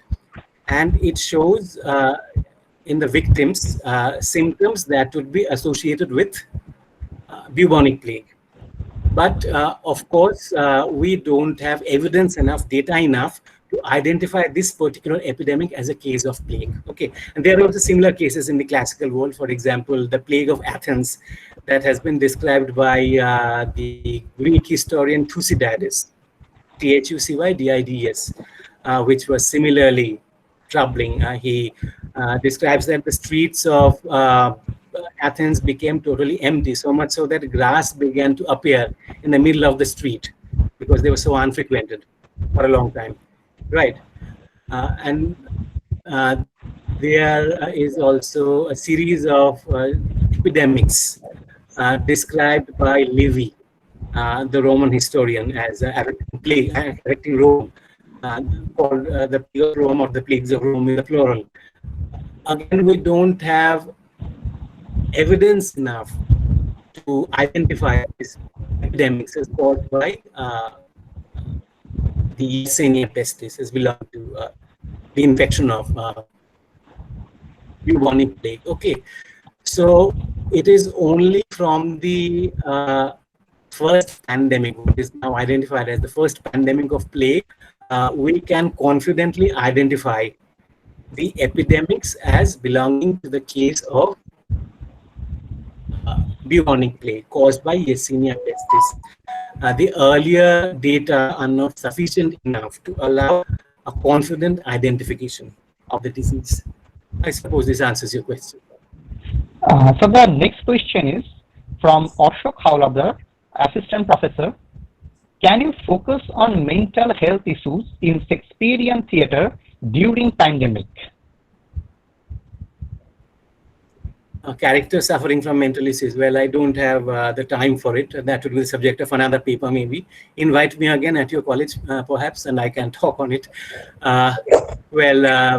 Yes, people talk of mental issues of the patients, of the people who are cooped up in their houses during the lockdown. Okay, so people during the plague in London had mental issues too, similar to us at the time of the lockdown. They were cooped up in very small spaces, and the housing conditions were abysmal in those days. Sanitation was, almost non-existent. It would be, quite a grievous thing to be imprisoned in your house in such a condition. People developed mental issues. That is what Thomas Decker talks about in The Wonderful Year. He tries to describe at length the condition a person would have, a living person would have, when he is imprisoned in the same house with dead people, dead relatives, and their bodies are decaying. Okay, so that was, affliction enough to turn one mad. So apart from the disease itself, the mental affliction caused by the disease and its management would create serious psychological issues among the survivors. Okay. And talking about mental health issues on Shakespeare stage, again, that was a different regime, altogether different from us. And the present paradigm of political correctitude would not apply to Shakespeare's theatre. So that mad people were often subjects of entertainment. Okay, they were not subjects of commiseration. They were not meant to be sympathized with. They were made fun of. Okay, that's one aspect of the representation of mad people, of mental disease. to have a disease was to be and was marked as someone dangerous, and also someone incapable, someone unwanted. All right. So mad people suffered from a certain kind of taboo. They labored under a certain kind of taboo in Shakespeare society and also on Shakespeare stage. All right. We have also some examples of mad people, mad characters who are meant to be looked upon with sympathy. The best example would be that of Ophelia in Hamlet. Okay, she turns mad when she's rejected by Hamlet, and she's on the stage singing songs, offering herbs to people, and her affliction is meant to be looked upon with great sympathy. But that is not always the case for victims of mental afflictions on Shakespeare's stage. We have the play called The Changeling, written by Thomas Middleton and William Rowley. There is a subplot involving a madhouse. Okay, there is a madhouse where the inmates are the source of entertainment, and they are actually taken out to entertain people. Okay, so the madhouse scenes written by William Rowley show mad people as sources of entertainment in that place. So that was also one way mad people were looked at in Shakespeare's society and also on Shakespeare's stage. Yes, next question, please. Sir, though we are running short of time, and thank you for your patience.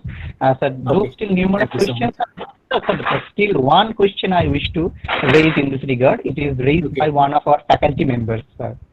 Right, The question is from Macbeth. We can see in the Act 4, Scene 1, the witches Yes. are baking certain things like toe of frog, wool of bat, Right. and tongue of a dog. So is Shakespeare referring to these things to indicate the actual cause of epidemic? I mean, did the people of Shakespeare's time have any understanding of the actual cause of the disease? No, not really. They were more concerned about the obnoxious smell. They saw the smell as causing the disease, spreading the disease. And somehow it was understood that the pests, the stray animals, cats and dogs running free would be somehow responsible for the disease. But there is no evidence of any municipal action being taken against rats and mice. The germ theory did not exist in those times. Okay. And animals would be somehow seen as causing the disease, but the exact reason, the exact logic underlying the infection would not be available to Shakespeare's contemporaries. And talking of the witch's broth, Shakespeare would be more concerned about the obnoxious smell coming off it. Okay, the smell itself would be thought to be rather dangerous, rather than the taste, maybe. Does one get to taste it?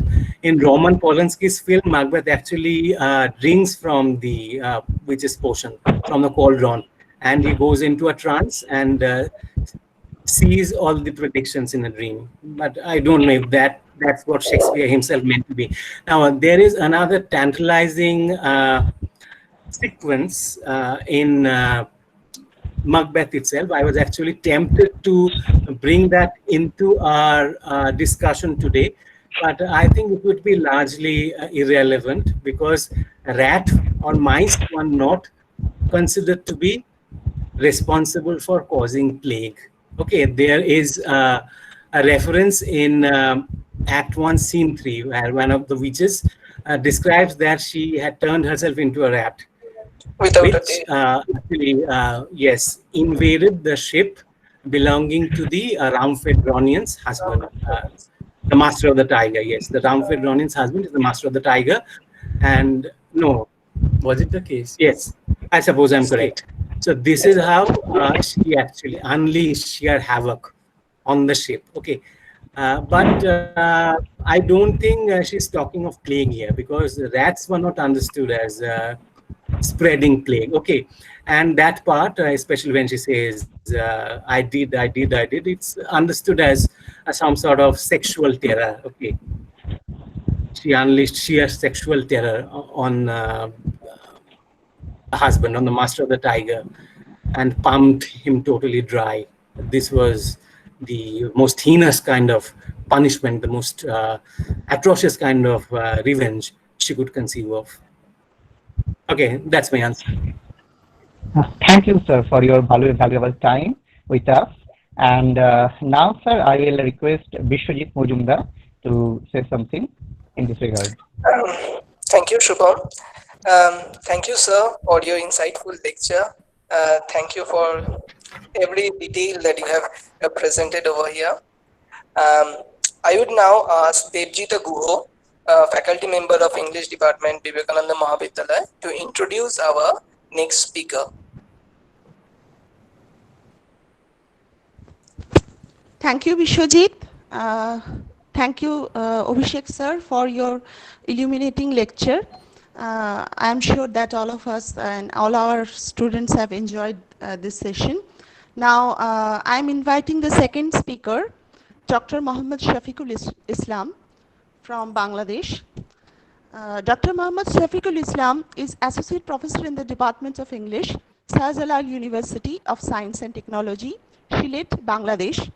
The areas he interested include poetry and literary translation. In addition to post-colonialism and translation studies, he likes to work on modern and South Asian literatures. Dr. Islam is the author of 2 poetry collections, the most recently Inner State, and translator of Humayun Ahmed selected short stories and aphorisms of Humayun Azad. His poetry, translations, and research articles have appeared or are forthcoming in Critical Survey, Journal of Post-Colonial Writing, South Asian Review, Asia Pacific Translation and Intercultural Studies, Massachusetts Review, Poem, International English Language Quarterly, Gibber, Lunch Ticket, Reckoning, and elsewhere. His works have been anthologized in a number of books, including The Book of Dhaka, a city in short fiction. He has also presented a good number of papers in international conferences and participated in numerous workshops on literary translation and creative writing.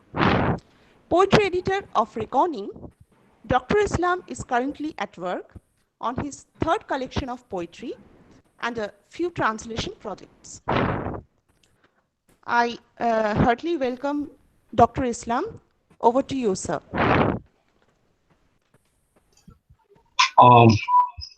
Thank you so much. Good afternoon to everyone. And thank you, Dr. Devjita Guho, for introducing me for this humble introduction. And am I audible to everyone? Yes, sir. You're perfectly audible. Thank you.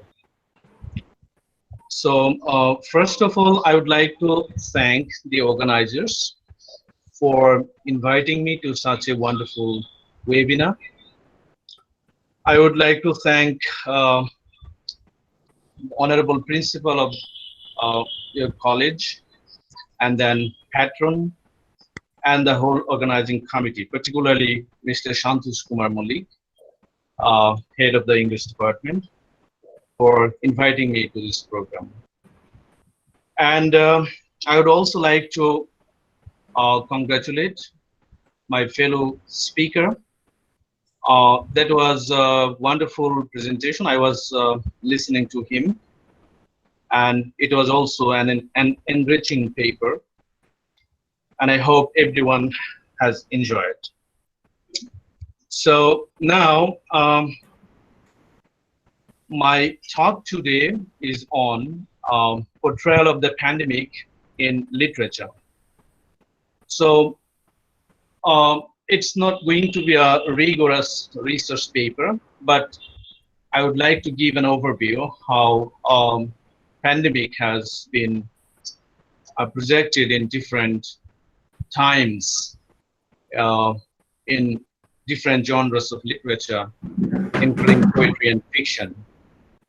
So I would like to start my paper with a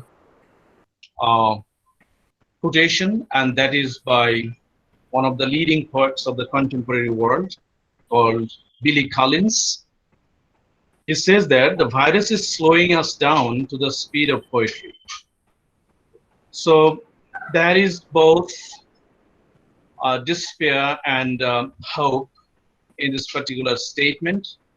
And my paper is also, to some extent, based on this kind of articulation. I mean, the present scenario of the world because of the COVID-19, as well as the pandemics portrayed in literature in different times of history. So this paper basically argues that the study of the pandemic is already or going to be an important part of literary studies. And the world has witnessed numerous plagues and pandemics in different times. So the pandemics have made, no doubt, a huge impact on the social, cultural, and economic fields, bringing a change in human life. Writers and poets of various nations and cultures have responded to the pandemics, mapping the times that they have witnessed and commenting on their precarious experiences.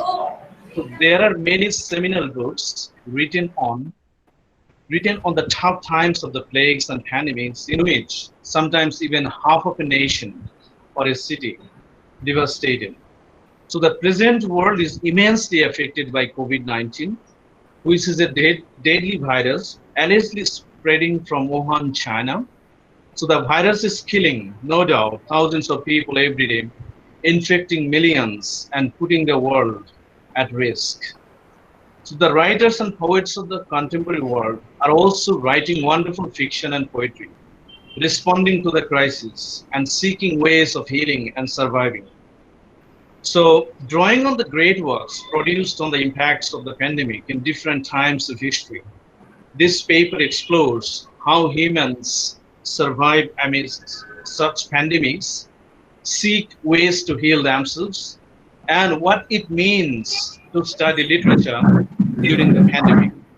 So the paper also briefly focuses and comments on how the contemporary writers and poets are encountering the present world of Corona and recording their own experiences in their work. So when I say that the portrayal of pandemic in literature, it's a huge area, but I would like to briefly focus on some seminal texts, and I would also like to focus on the contemporary crisis that the world is going through, and even the responses that are coming out from different corners of the world. And the writers and poets are responding with their own experiences. Some of them are also sharing their traumatic experiences because of this coronavirus. So in these critical days of COVID-19, every individual at quarantine around the world has been passing a very difficult time. So current study attempts to show how literature has mapped pandemics in different times. So studying earlier pieces critically, one may compare the outbreak of pandemics in the past and the present pandemic crisis, also locating the ways how the people dealt with the crisis successfully, or what they did to overcome the challenges, or if they made mistakes to handle the crisis. And the contemporary people may learn something from those mistakes. This way, pandemic literature may work as a lens to look back so that people can learn from mistakes. But I'm not going to be saying that it's a kind of message, because great literature does not kind of project the message, but it's a kind of projection of the past literature based on pandemics that people of the contemporary world may look back to. So any pandemic gives birth to uncertainty because it is an unseen virus, such as COVID-19, that slowly affects the whole humankind. So affected by this sort of unseen enemy, people cannot cope with time properly as they gradually lose hope about life, and uncertainty about everything, including life, grips their world, even their thought process. Suspicion among people grows. This suspicion about trends, about known things, unknown things, and even about hidden threats. And this suspicion leads them to paranoia, quote and unquote, paranoia. In one of the essays called How Pandemics Seeped into Literature, that is published in Paris Review, Elizabeth Outcome says that any pandemic disease, I quote, including coronavirus, brings a toxic brew of uncertainty and fear. In the essay, the writer also refers to Virginia Woolf. And I quote, Virginia Woolf, who knew so much about illness and whose heart was damaged by her encounter with the 1918 virus, observes in her essay on being ill how illness and the body are left out of our art and conscious experiences.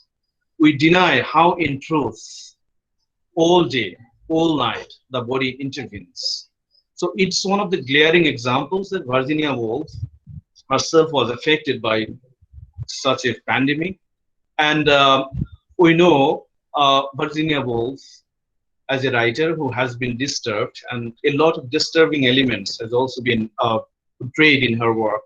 So she personally was affected by the virus in 1980. And that has been one of the points to make here, that Virginia Woolf is trying to share her own experiences, her personal experiences, because she was affected by that virus.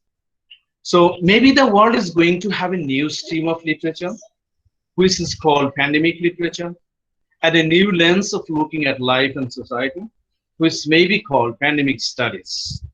Any pandemic may be compared to a war, and the way a war produces a body of literary work, the pandemic influences writers and poets to record the time. So metaphorically speaking, the literature produced after the pandemic can be ascribed as post-pandemic literature, as we call post-war literature. The glaring example is again T.S. Eliot's The Wasteland, which is an outcome of the First World War.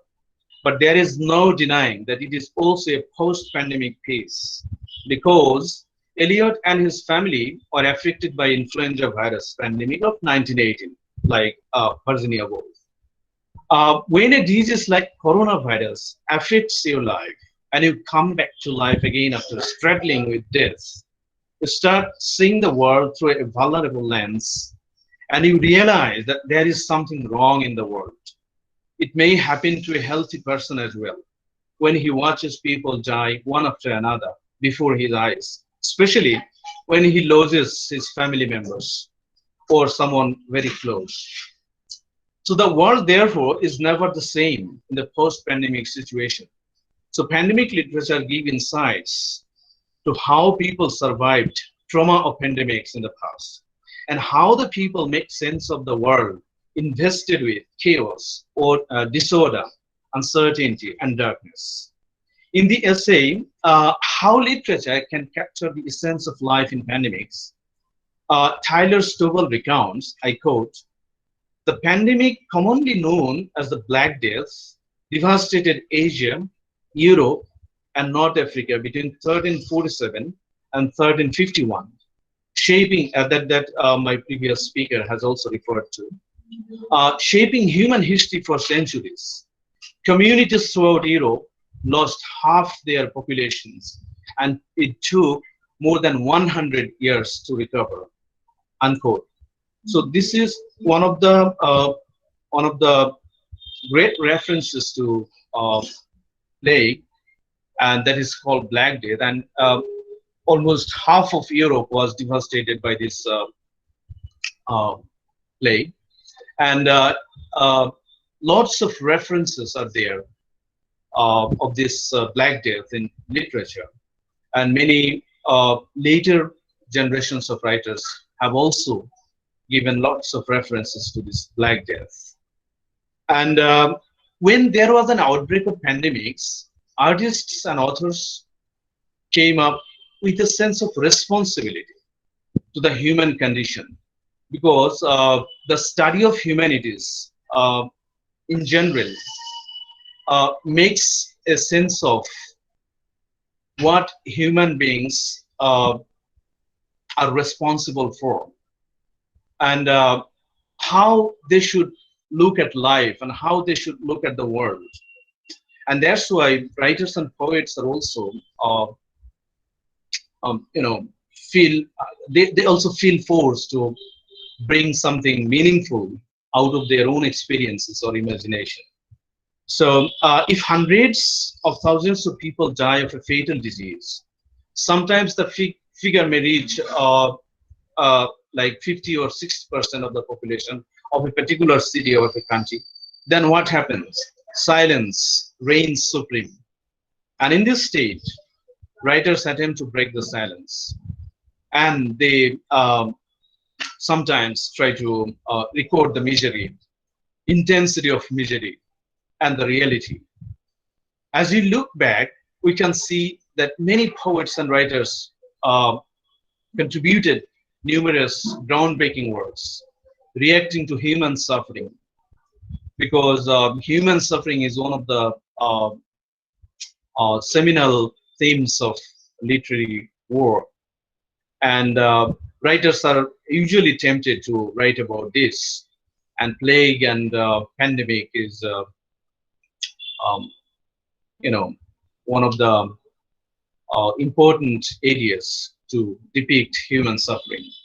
So some notable examples, among others, are Boccaccio's The Decameron, and I will talk about this because this is one of the seminal works on the pandemic, on the portrayal of pandemic. And then Gabriel Garcia Marquez's Love in the Time of Cholera, and Albert Camus' The Plague. I will also talk about this. Lots of works are there, but it's not possible to focus on all of them. Particularly, I will focus on the Decameron and the Plague in my paper. But I'm just briefly referring to some of the texts that have been influenced by pandemics and plagues. So there is another one, Manzoni's The Betrothed, then Kuhn's The Eyes of Darkness, then London's The Scarlet Plague, Mary Shelley's The Last Man, Saramago's Blindness, Brooks' Year of Wonders, and Somerset Maugham's The Painted Veil, and very famous Catherine Ann Porter's Pale Horse, Pale Rider. And all of them are considered enduring masterpieces. And there is no doubt that Daniel Defoe's The Journal of the Plague Year is one of the greatest works on the portrayal of pandemic, and that is about the Great Plague of London that has been referred to by my fellow speaker. So now I'm coming to the texts that I want to focus on, particularly the plague. And I hope all of you can hear me, right? Yes? Am I audible? Okay, Yes, okay, sir. thank you. Yes, sir, you are audible. Thank you. So people are reading the plague. I could, as if the novel or a vaccine, as if something that can help heal us. So Camus, the plague, is such a great influence for the readers worldwide that they are reading the plague again and again, as if it has shown the way of coming out of the crisis. That's why it's a very wonderful statement that the people are reading the plague as if it were a vaccine, and it is something that can help heal us. To some extent, it's true because Albert Camus has shown something in the novel that is very relevant in the present day crisis, because the things happened in the city of Oran are almost similar that you can see in our present world in different cities. Whenever I just pronounce the word Oran, I mean the word Wuhan comes into my mind, and I can see that even the scenario I witness in my city, in my country, and even in other cities of the world, I can relate the things happened in Oran and things going on in different places of the present world. So that's why the statement is very strong, I would say, very powerful and relevant as well. And it is assumed also that gloom descended in some of Shakespeare's plays, and I would not go deep here because just it's a passing reference, because long discussion was there on Shakespeare's plays. But yes, Shakespeare also, there is so much about Shakespeare's silence about pandemics, but there are also references, some of the references about troubling plague in England in 1592.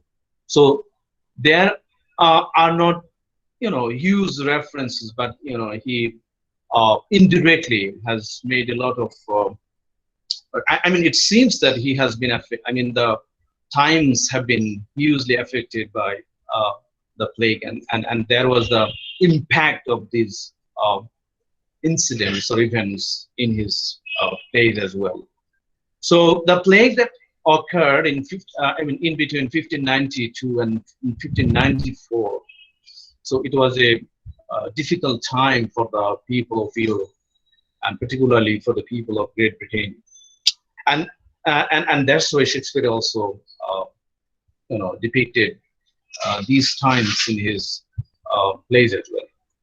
And in another reference, I mean, in an article, there is an article titled "From Sadi to Boccaccio: The Literary Legacy of Pandemics." One of the professors of comparative literature at Columbia University. I mean, I'm trying to say how pandemics came into different literary pieces in different times. So this professor refers to Sadi's poems in which there is an account of human suffering caused by famine in 13th century Persia. Sadi's most powerful lines, as Dabashi quotes, include, I quote, a famine of such devastation one year happened in Damascus that lovers forget all about love. The lines seem to be very simple, but the impact or the the sounds that come up from it make us think and look back how devastating the famine was. And the experience, and another reference is the experience, Porter, I have already mentioned about her earlier, author of the novella Pale Horse and Pale Rider. It was published in 1939. She said that, how pandemics in different times affected the writers and poets. So she is sharing her own experiences. And she says that, I quote, simply, such kind of experience simply divided my life. And after I was in some strange way altered, it took me a long time to go out and live in the world again. Porter actually wrote this particular novella based on her own experience of the plague, and that's why she could say that she had lived two lives. One is the pandemic time life and the post-pandemic life. The whole life was divided into two. She could not imagine that something like that could happen in the world. It was so devastating because her novella is based on the influenza virus that killed about 50 to 100 million people, and that's why she could say that it divided her own life. So now I am coming to that very seminal text, that is Boccaccio's the Decameron, and it's a plague that in 1348 claimed about 60% of the people of whole Europe, and it's about 50 million, and it affected the Italians most. So it was so affecting for the Italians that they were almost convinced that they lost control and didn't see any hope to live. At that time, Giovanni Boccaccio, one of the great Italian writers, so he observed everything very closely, and out of his close observation, it's very normal that he must have been very shocked, and he was an affected person, affected in the sense that psychologically he couldn't bear what was happening around him.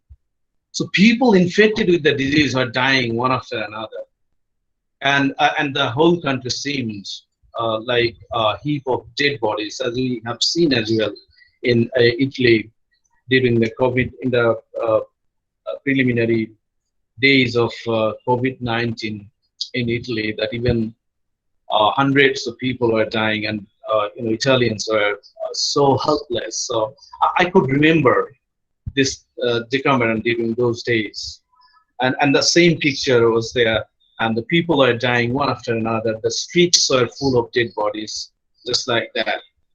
So then he came up to write a book called the Decameron, and it's a collection of 100 stories in which 10 years, 7 women and 3 boys, they tell 10 stories each. And the Decameron is called, I quote, the granddaddy of pandemic fiction, because it's a huge book, about 1400-page book of fiction.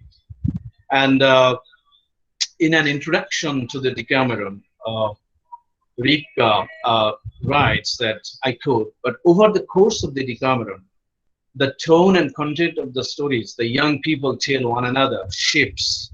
The first few days are mostly jokes and irreverence. Then the 4th day is 10 stories in a row on the theme of tragic love. The 5th, stories of lovers who, after terrible accidents or misfortunes, find happiness. Boccaccio writes that during the Black Death, the people of Florence stopped mourning or weeping over the dead. After some days away, the young storytellers of his tale are finally able to cry, nominally over imaginary tales of tragic love, but more likely from their own hearts. So it's a right observation about the Decameron, because when the people see that fellow travelers or family members or the close relatives are dying one after another, they are just dying like birds on the streets, or suddenly they are dying before their own eyes.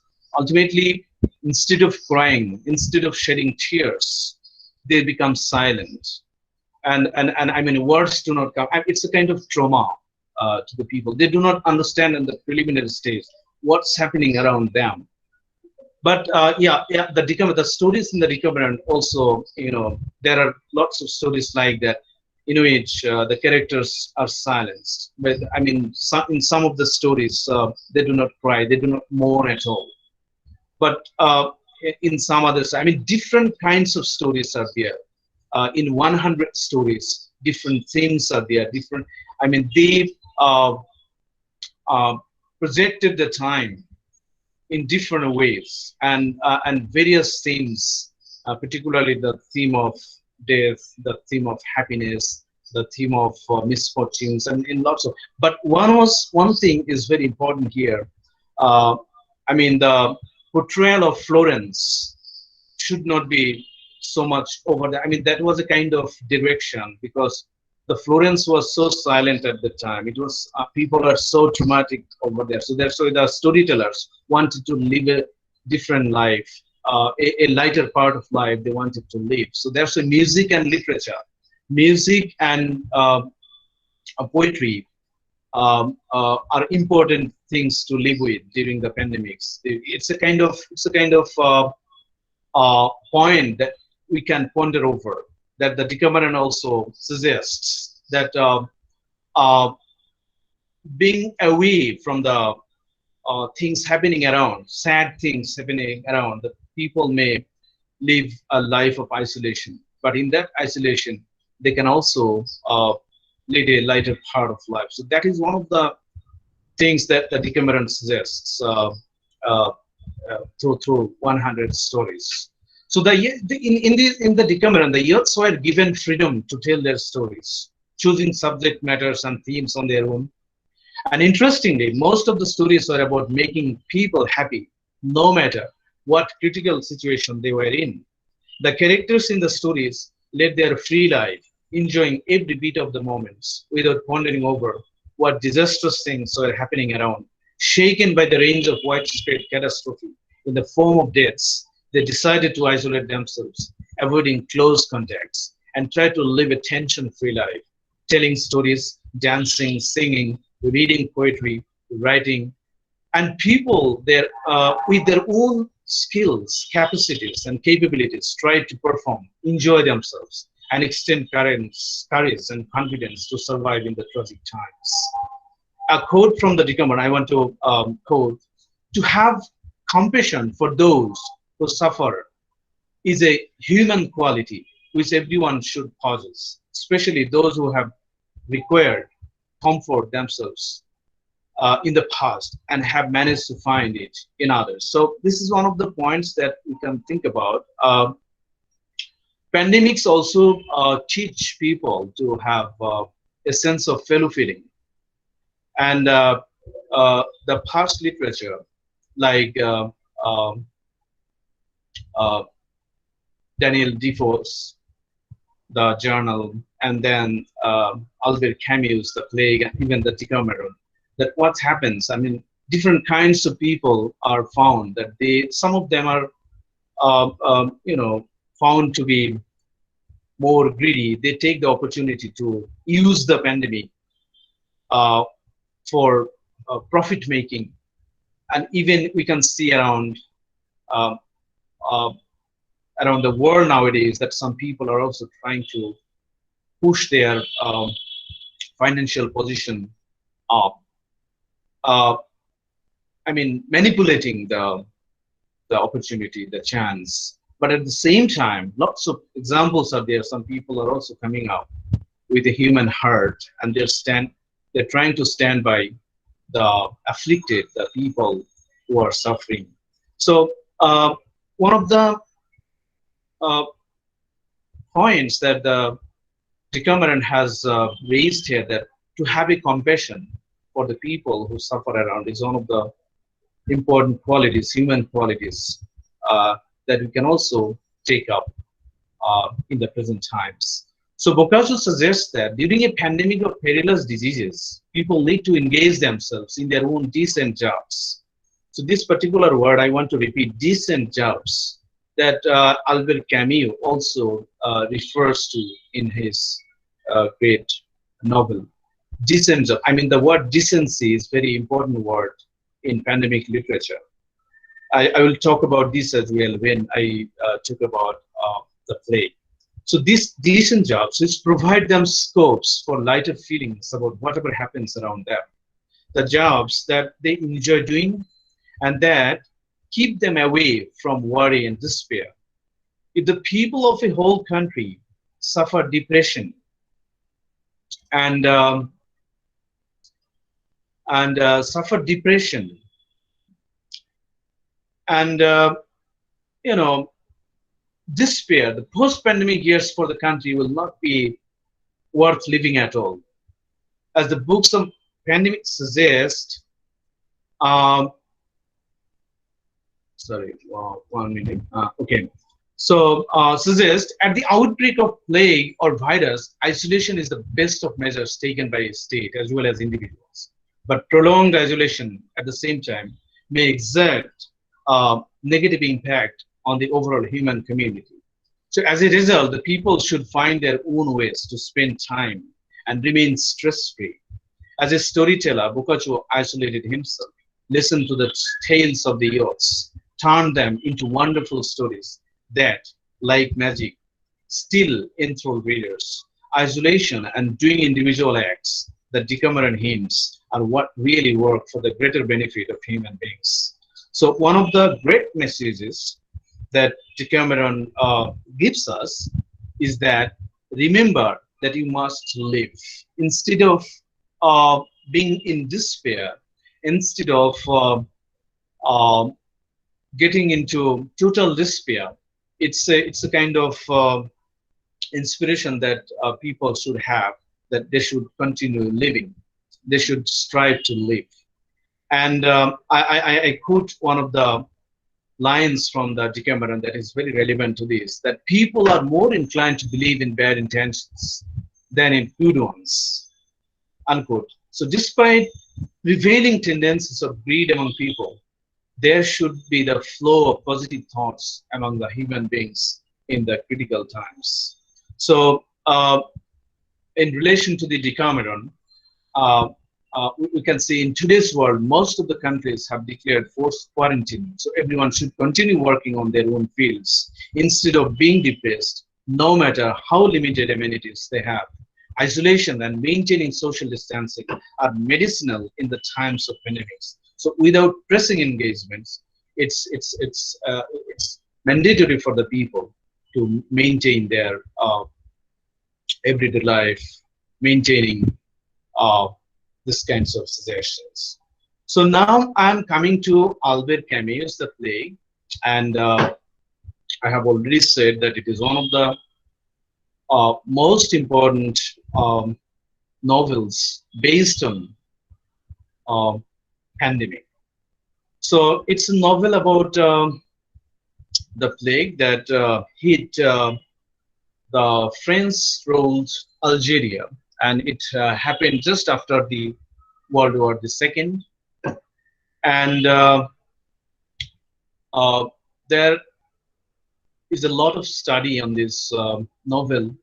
There is a lot of critical observations about this particular fiction.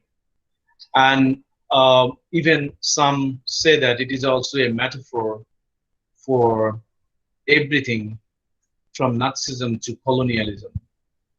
And I'm not going to other kinds of interpretations, but I will just focus on why and how it is to be studied on the basis of pandemic literary studies. So in the essay, Camus' inoculation against hate, Laura Maris writes, I quote, "The plague was championed as the novel of the occupation and the resistance. For Camus, illness was both his lived experience and a metaphor for war. The creep of fascism, the horror of Vichy France collaborating in mass murder." She further says that I still hope that books from the past can be a kind of serum for the future, as Camus intended his novel to be. He knew that his book would be needed again long after his death, in a context he couldn't predict or imagine. This is a highly relevant statement, and even the book itself is relevant to the present world as well. Why? Because, as the critic says here, that even Camus did not imagine in the beginning that this book would be so relevant, even some generations later. And recently, lots of talks and are being held in different forums, and even some university professors are also talking about the plague in a new way. And experts of Camus are also arguing differently about the plague nowadays. They are rereading the text from different perspectives. So it is a need now to read the play. Why? Because Albert Camus has depicted something, I would say, real about Oran, that it touches the people everywhere in the world in different times. And if I just talk about the present time, we can see that there is enough that it matches the happenings of the city of Oran, and that's why it is so relevant. Even Camus has given some ideas, indirectly though, which are so important for the people to follow, or to just reshape themselves, to rethink about the life they are leading. That's why this book is to be read and reread, and that's why the critics' comment is very highly meaningful here. And one of the most central lines I want to put here, and Camus writes in the text, that this whole thing is not about heroism, it's about decency, the word I earlier referred to. I wanted to talk about it. And now it's about decency. It may seem a ridiculous idea, but the only way to fight the plague is with decency. And a character asks Rio, the central character of the novel, what decency is. Then Dr. Rio's response is as clipped as it is eloquent. In general, I can't say, but in my case, I know that it consists in doing my job. So this is so wonderful, and I personally like it, and I want to say that this is to be followed by the humankind in general, that during any kind of crisis, not only this COVID-19, during any kind of crisis, the people should maintain decency. And the meaning of decency is abstract. I mean, one cannot say what decency is, but I mean, Camus' reference to the meaning of decency is so powerful that I would say every individual should take it seriously. It means that people should do their own jobs, and they, instead of being in despair, instead of going through traumatic experiences, instead of damaging the internal realm, the people, I mean, overthinking or suffering so much mentally, they should continue doing their own jobs. Recently, I have also written a newspaper article. Over there, I will have also talked about this particular word, decency. I mean, what is that? I mean, there are many people who come up with their own ideas like this, that whereas the world is perishing, people are dying, and some others are practicing literature or practicing music or something like this. They just try to insinuate. My point is that it's a matter of healing oneself, because literature has a healing power.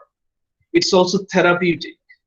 Literature itself is a therapy. I mean, people can go through a process of therapy by reading literature or by creating something wonderful, because literature is also magic. And through this, they can survive some illness, and that illness is, is of course psychological illness, mental illness. And when they can overcome these kinds of mental challenges, they can live their life, as it happened in the characters, among the characters of the Decameron. And they survived, and because they practiced decency, they did their own job, because they thought that that is their own job. They were not, I mean, if writers think about inventing vaccines, that would be so odd.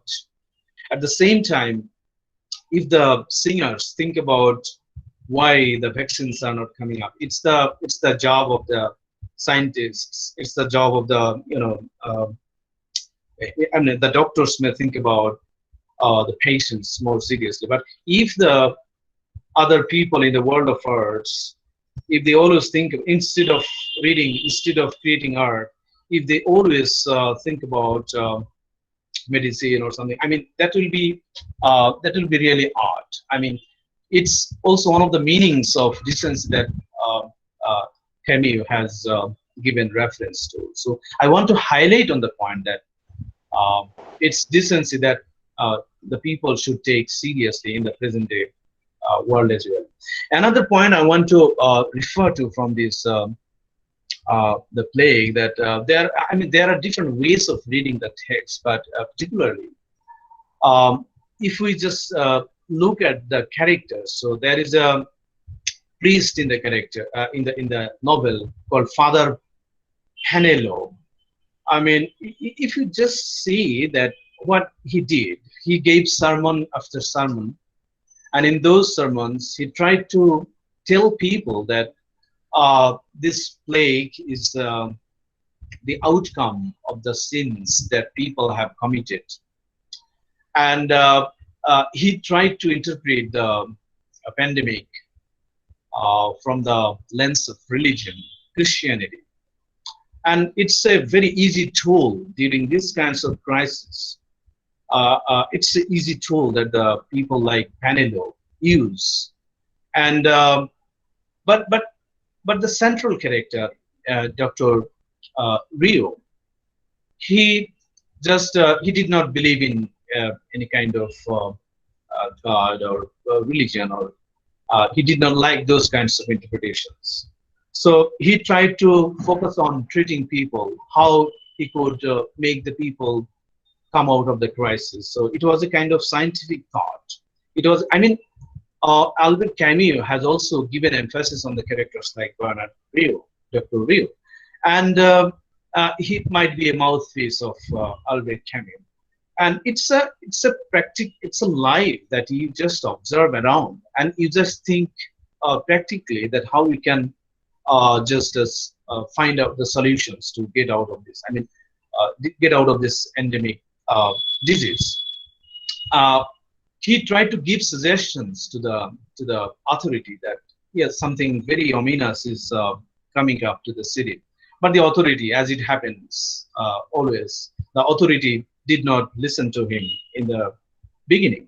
Even we see in the present world, when COVID-19 was affecting China, that the people in USA did not think about it seriously. They were laughing. Even they were insinuating at the idea, the prospect that this COVID-19 may also hit them. When it was happening in Italy, the people in the UK were also doing the same thing. And there was a wonderful article written that it was written to the people of the UK. And one of the writers from Italy wrote that I'm speaking from the future. Roughly, it was the idea that the future for the UK. And what that particular writer was experiencing around him in Italy would be experienced by the people in the UK after some days. So that was actually the point that she was trying to make. Because the people do not believe that this kind of problems may be encountered by them after some days. So that happened as well in Oran. But Dr. Rio was doing his own job. So he is the epitome of practicing decency in life. But one of the examples I would like to give here, that one of the little children was suffering, and he was at his deathbed. Then again, this Father Panelo, he said that it is God who will save him. I mean, he wanted to say that, try to rest assured that God will save him. But, you know, Dr. Rio found that the child was dying. At last, the child died. Still, Panelo's interpretation was just like that. It is the act of God or something like this. So, but after some days, we found that Panelo himself was affected, though it was not, detected that he was infected by that plague. But somehow he died after some days, and it's a kind of learning for the people of the later generations, even for the people of the present day world. You see, in different countries, the people of concerned religions, they try to interpret the uh, spread of coronavirus worldwide from their own religious point of view.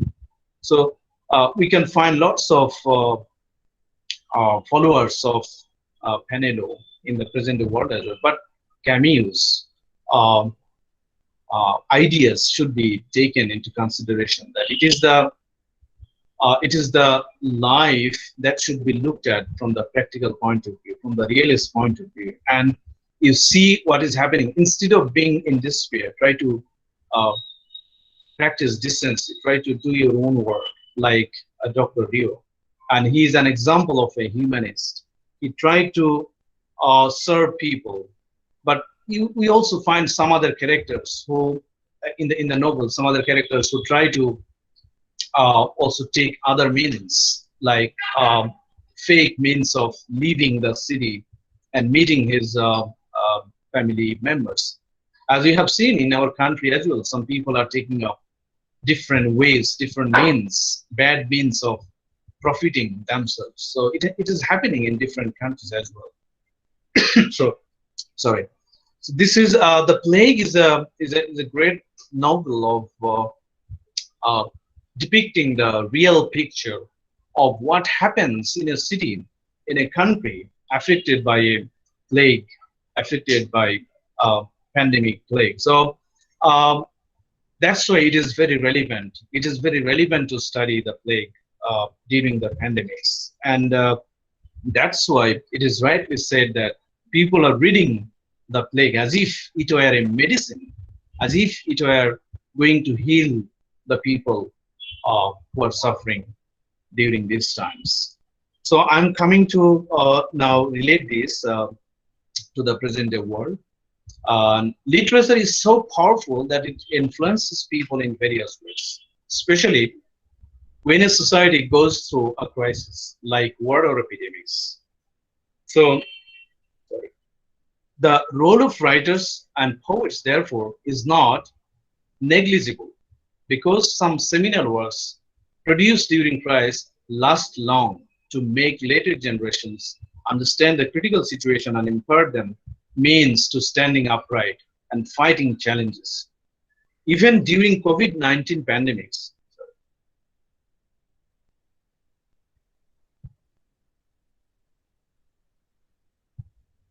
the world is witnessing a flurry of poems, stories, and anecdotes in multiple languages coming up from different corners of the world.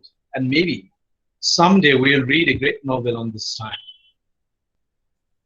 Sorry. Acknowledged as one of the old-time deadliest viruses, COVID-19 has hit the whole world hard, bringing life to almost a complete standstill. And but it is depressing that with a score of the 21st century passing by, human beings are undergoing probably the biggest challenge to survive the catastrophe. And there are lots of instances which are so depressing that we are observing every day. So that's why sometimes I question that we're advancing day by day, but how come that we cannot save ourselves from this kind of virus in a very short time? Though we are optimistic that it takes time. I mean, the world of medical science is trying their best. We have already found that some countries have already come up with the vaccines. But it is depressing that in this advancement, sometimes it happens that some people question that why it is taking so much time to come up with such kind of vaccines. Why not in the very earliest stage we could not protect ourselves? Even we understand after losing so many people around the world. And current COVID-19 has also prompted poets across the world to write extraordinary. I'll just now focus on how the current and contemporary poets and writers are. I'll just talk about a very few because like the other pandemics in different times in history, the current COVID-19 is also prompting the poets and writers, and they're coming up with a flurry of poems and fiction from different corners of the world. One of the great examples, and I would like to focus on this as well. And Simon Armitage, he's the current poet laureate of the UK. He has written a very wonderful poem titled "The Lockdown," and it's a featured poem now in the in different places, and it's almost a viral poem. And he, in interpreting the poem, it is said that poetry is by definition consoling. If I just replace poetry with literature here, that literature is by definition consoling, then it often asks us to focus on and think and be contemplative. It's unlikely that there is going to be a book of poems that are consolation against catastrophe. But just in poetry's nature, it asks us to be considerate of each other and the world. So there is a resonance in this particular statement. There is a resonance to Albert Camus' point of decency, because and humanism. We have to be considerate of each other in these kinds of crises that the people face, and even literature may help people frame the idea or form the idea to be considerate of each other and to form consolation, the ideas of consolation in their mind for other people in catastrophe. And in his poem Lockdown, he has also made it clear that how people in other times of the pandemic controlled themselves, how they tried to survive.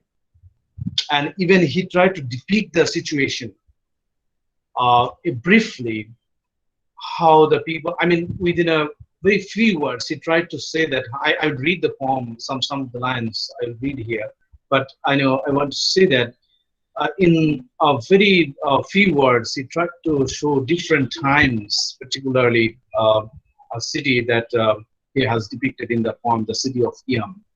So to be considerate of each other, I am quoting, to be considerate of each other and the world. And at this juncture of the world facing coronavirus, we also need the kind of poetry that encourages us to have empathy for our fellows, friends, the world, and nature. Armitage is optimistic as he observes that after the corona pandemic, we may see a different planet where everything will be new, as described by Alison Flood, one of the critics.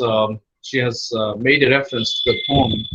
I quote, "The poet laureate's new poem, Lockdown, moves from the outbreak of bubonic plague in Yam in the 17th century, when a bale of cloth from London brought fleas carrying the plague to the Derbyshire village, to the epic poem Meghaduth by the Sanskrit poet Kalidasa." So in this particular poem, he has given reference to a plague in one of the cities called Yam, and also he has given a reference to Meghaduth by Kalidasa. So two allusions given in the poem.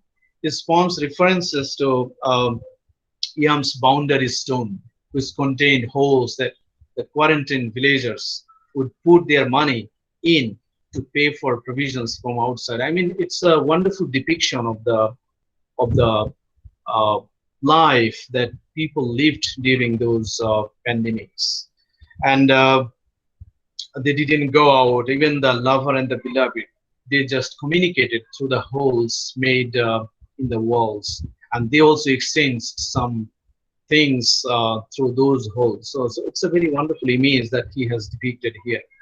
So I want to read a few lines from the poem. It is titled Lockdown.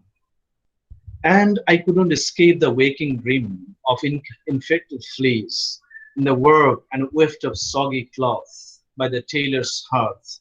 in a year old yam. Then couldn't unsee the boundary stone, the cockeye dies with 6 dark holes, thimbles brimming with vinegar wine, purging the plate coins, which brought to mind the sorry story of Emod Sidel and Roland Tor, star-crossed lovers on either side of the quarantine line, whose wordless courtship spanned the river. So I don't want to read the full poem, it's a long poem. So that's how Armitage just depicted the life that people used to live in those. And this particular story of Yam was resonating with the happenings around Armitage in the present time in London. And that's why he tried to connect the pandemic, earlier pandemic, and the current pandemic that is going on in London. So another point I want to make here, that literature may help people overcome depression.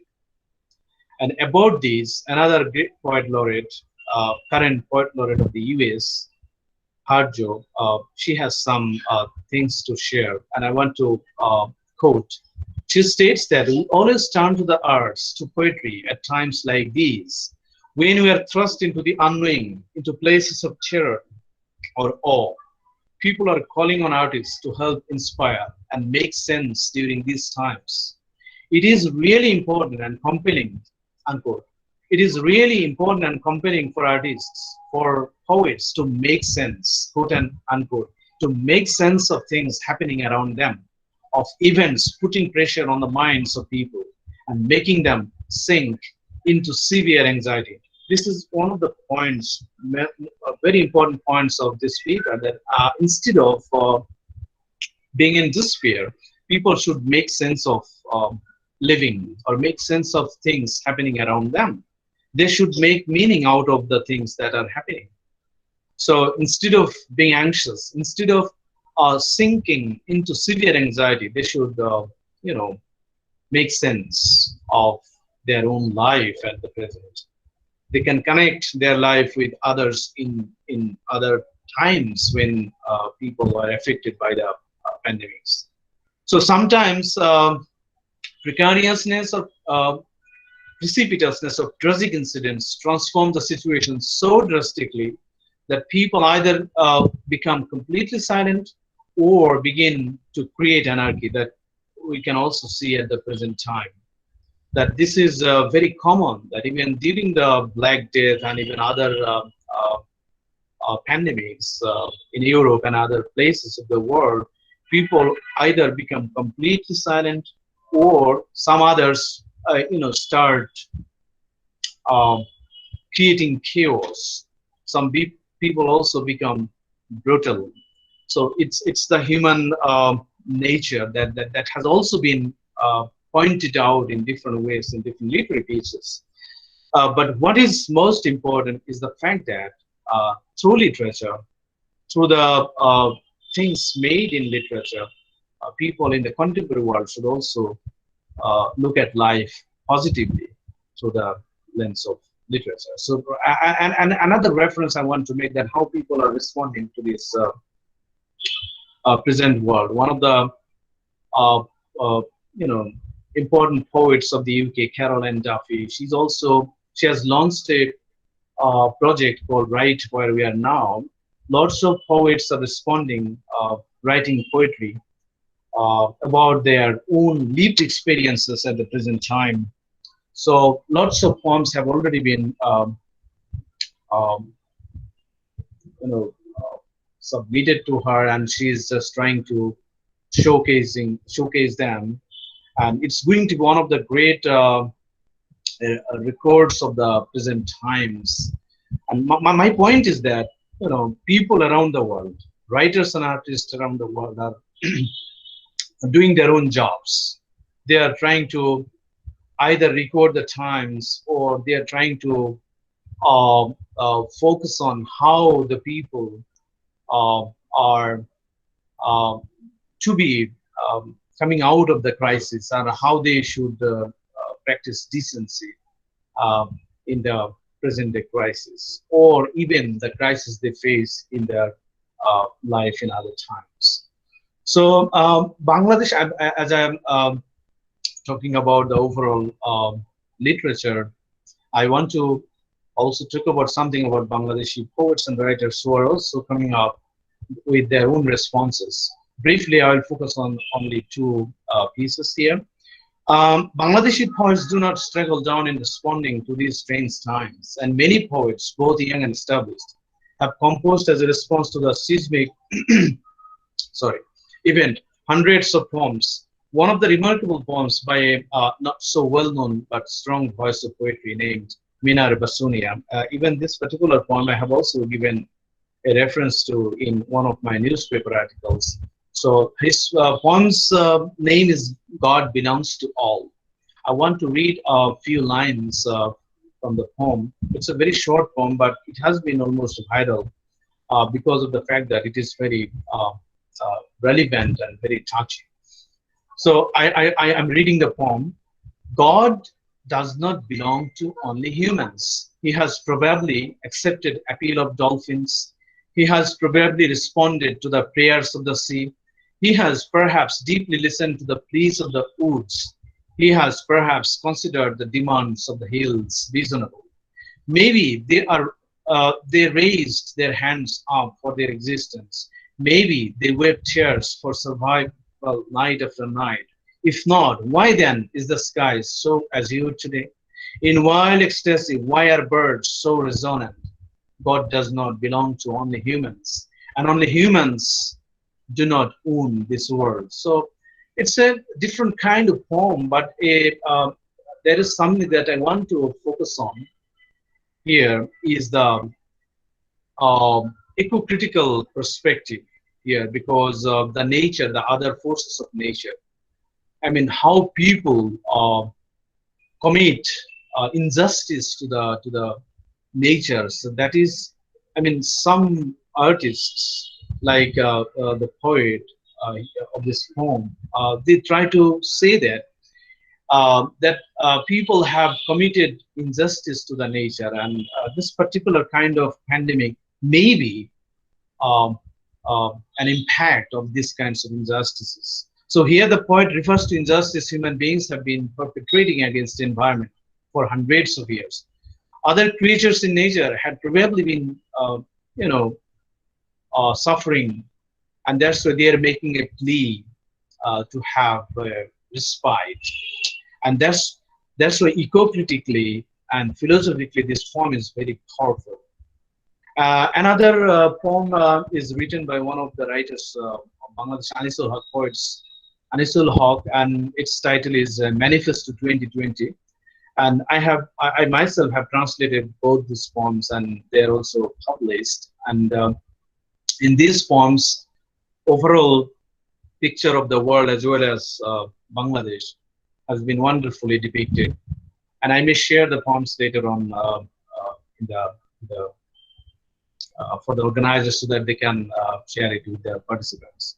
So one of the Indian poets named Sudeep Sen, he has also published a book recently called Anthropocene, Climate Change, Contagion and Consolation. So this book is about, again, eco-criticism and at the same time the current COVID-19. So his poem, Love in the Time of Corona, has been translated into several languages, and it is a very wonderful poem. I myself has read it several times. So I am almost at the end of my talk. So I would like to come back to Billy Collins, with whom I started my paper. So through his keen observation, Billy Collins drops a hint, seeking the progress of the world with poetry. Well, I quoted in the very beginning of my talk that although the virus is slowing us down, I want to say here that the world will certainly come back to normal with the speed of poetry. I mean, literature in general. So in conjunction with medical science, literature is inevitable for the world. And it is more so in the toughest times of pandemics, because the world without literature poses a threat to the mental health and sane survival of humanity. During these days of devastation, literature may help us keep mentally strong, save us from falling prey to despair, and deliver us from the prospect of accumulating the self. Literature inculcates common decency, heals wounds, assuages anxiety, and dissipates desolation, leading us toward the world that may emerge newer and wiser. So pandemic literature basically teaches us what it means to be humans and how intimately they can view the world, crossing beyond the mere statistics of death. Pandemic literature also teaches how humans can cope with crisis, overcome challenges, and strive to become better human beings in the post-pandemic world. Pandemic writers write for both the moment they are in and for future. So I would like to end my talk with a reading, and that is the reading of my own poem. I personally write poetry, and recently I have also written some poems based on this pandemic. And my bear with me, please. This is my own poem, and the title of the poem is Breaking News. Breaking news doesn't break hearts anymore. Eerie wind creeps into the room, beating windows. Now, all news is breaking news, etherizing the world. But no news seems breaking news to the half-dead. A stone facing heavy rainfalls easily copes with a cyclone. Air is full with trees encountering a reckless storm. When a 2-year-old child tries to awake his mother, lying motionless only to merge with mud slowly, you can't help weeping, as it must be breaking news. Yet you watch as if a stone and pass by the child because hospitals are brimming in dying humans. Oxygen cylinders seem helpless before dead bodies. In a long melodrama, puppets in masks are merely role-playing as ghosts gazing at the strange time.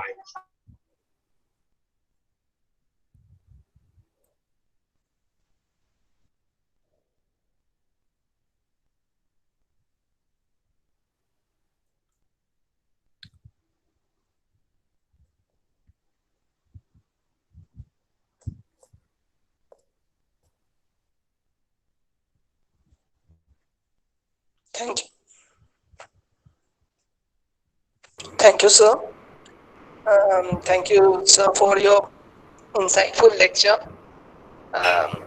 covering so much area of literature in such a short span. Literature may not provide ways to control pandemic, but it shares, explores, and exhibits the deepest emotions, the human emotions, which are more or less the same over every place. The situation is universal now due to the pandemic. Emotions are also universal. Hatred comes along, but we must be empathetic. And literature shows us that we must be compassionate in the truest sense. The literature teaches us that. Thank you so much, sir, for your lecture. We should now start the question and answer session for this lecture. I would now request the faculty members of the department to ask the question on behalf of the participants.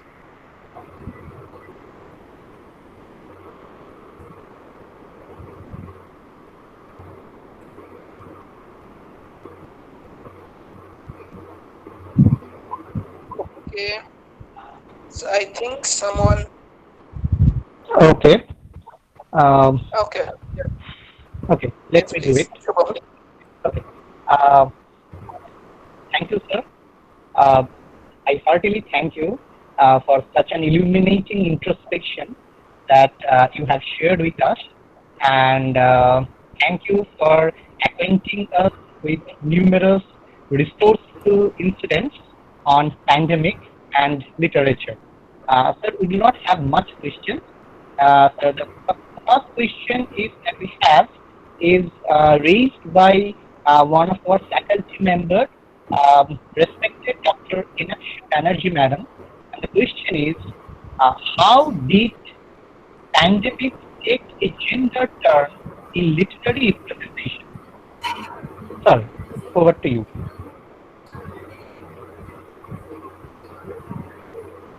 Sir, can you hear me?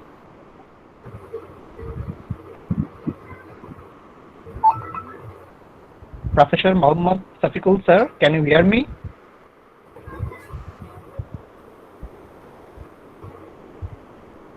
I think he is not here. Okay, let's wait. Okay, let's wait then for some time. I can find him. Okay. He's off, I think. I think we have only one question, as per I can see in the chat box. He's not online. Okay, then we will wait, right? Yes. Yes. No. He's not online. Yes. She's back. Sir, can you hear me, sir? Yes, I can hear. Yeah. Okay, sir. Again, thank you. I heartily thank you for such an illuminating introspection that you have shared with us. And thank you, sir, for acquainting us with numerous resourceful incidents on pandemic and literature. Sir, one question is raised by one of our faculty member, respected Dr. Enakshi Banerjee, madam, from the Department of English, Vivekananda Mahavidyalaya. The question is, sir, how did pandemic take place a gender turn in literary representation? Sir, over to you. Okay, thank you so much. Yeah, so far I have seen that the literature created out of the pandemics, there has been little about the women's representation of it. Though many women writers have written some wonderful pieces, particularly Anne Porter, I have given a reference to, then Virginia Woolf and many others. But in those literary pieces, the role played by women, I mean the women characters depicted in those literature, that there have been fewer cases, and that's why in one sense you can say that there is a scope of studying those literary pieces on the feminist point of view or from the lens of feminism. So maybe in future or based on the current crisis of the pandemic, in future we may see a different portrayal of women in literature, particularly in pandemic literature. But yeah, you're right that in the earlier pieces it has been in comparison with the male representation of male representation in literature, it has been more predominant than female representation. That's what I can say about this. Thank you. Sir, there is A minor correction. The question was from Ashok Faulada. Okay. Up to you. Okay. Sure. Okay, sir, please. Next question, please. I'm going to ask the next question, right? Yeah, please. Okay. Please continue. Next question is from our HOD sir, Mortality, English department. He has asked the question that how can literature soothe the trauma that we are facing now? Over to you, sir. So yeah, thank you for the question. Maybe I have given some references to this particular point that such kind of crisis make people traumatic. I mean, when deaths occur before the before your own eyes, and when streets become courtesies of dead bodies, then ultimately, as a sane person, one cannot remain in peace. Then they go through a kind of traumatic experiences, particularly the people who have never had those kinds of experiences earlier. That's why some literary pieces, particularly I gave references to the Decameron and Plague by Albert Camus. Over there, one thing is emphasized. I mean, one thing is common over there, that you just practice decency, and decency means that, I mean, according to Albert Camus, decency means doing one's own jobs. I mean, if you are skilled in a particular field, then try to focus on that. I mean, to deeply focus on one's own individual work that he or she is skilled in is a one way of getting away from the trauma, and having a lighter mind, and just remaining in isolation, and going through pieces of literature and trying to create something meaningful to make sense of the things that are happening around. So, and to make meaning of the things that are happening around, no matter how depressing it is, because it should have a kind of mind, receptive mind of the things that are happening. It doesn't matter how critical, how traumatic, how depressing things are happening around you. You try to make sense of your life, and the humanities actually teaches us to make sense of what we are and what we should do.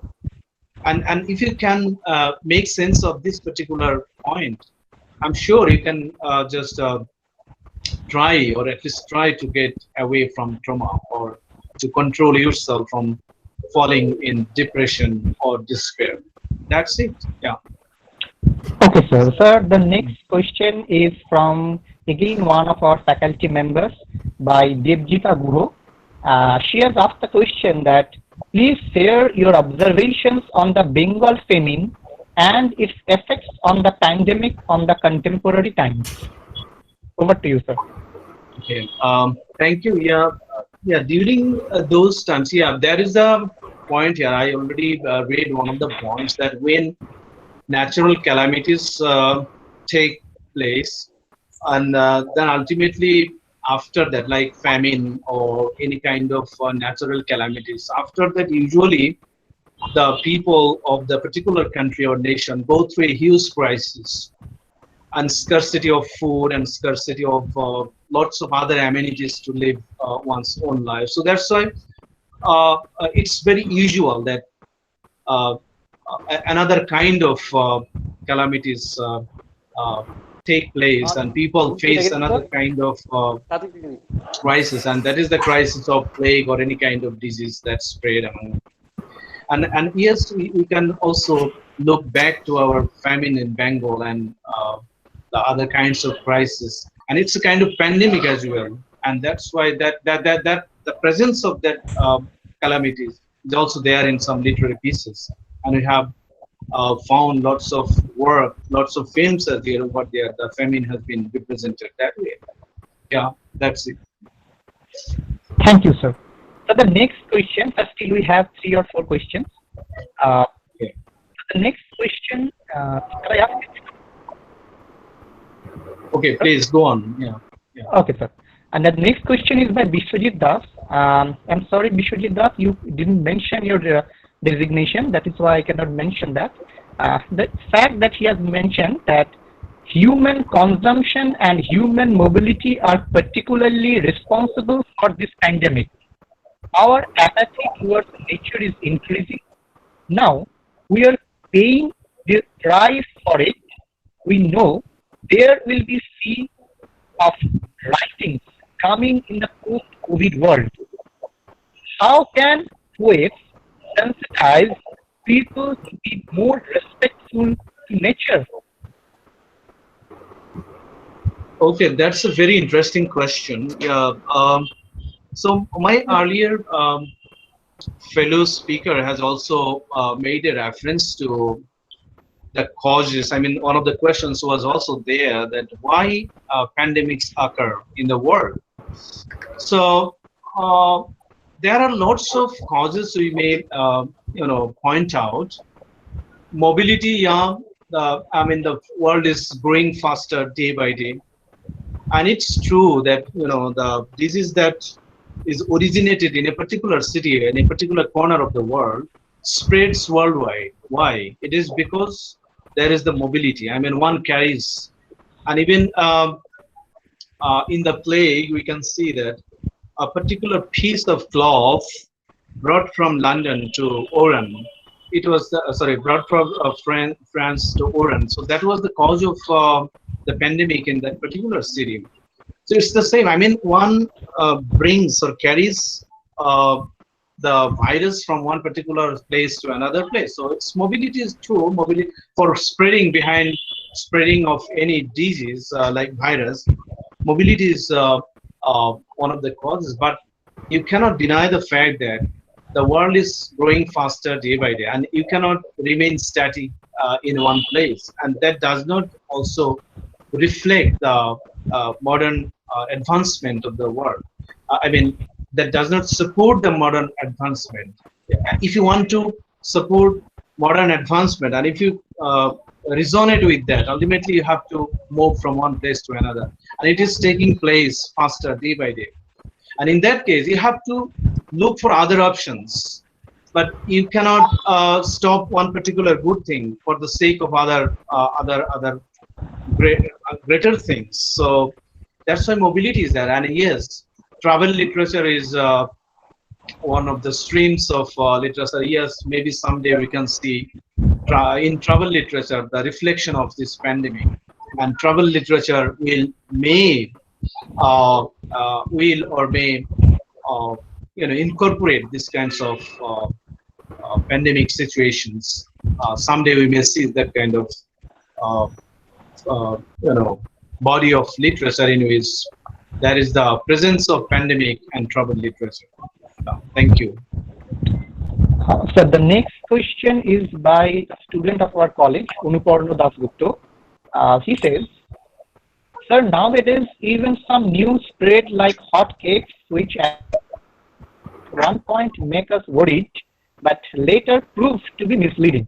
In this situation, in this pandemic situation, how can the authors of the present time raise their voices against this outbreak of such misleading news and provide some assurance and awareness through their pens?" Sir. Okay, thank you. Literature has always been raising voice against the establishments, against the authorities. Whenever there is a crisis, whenever there is the oppression, whenever there is the injustice against humanity, literature, including poetry, has raised the voice. And it is the common feature of literature that literature is to a great extent rebellious against anything, whatever is unjust, whatever is misleading. Yeah, I have referred to in my presentation that there are lots of examples that people take a chance of these kinds of pandemic situations. They want to make a profit out of these kinds of pandemics. And in that case, literature has a role to play. Yes, literature can attempt to stop this kinds of, and I mean, yeah, literature never misleads people. Literature always opens up the opportunities for the human beings in general. And even whenever we read the kinds of great pieces based on pandemics, we see that something great, something wonderful, something positive has been given for the later generations of people. They read that and they come out of their crisis. They try to find out something good out of those literary pieces. So that's why, yeah, the writers and the poets may play a great role of giving the right picture in a different way, in a wonderful way, in a magical way, because literature really influences people more powerfully than anything else.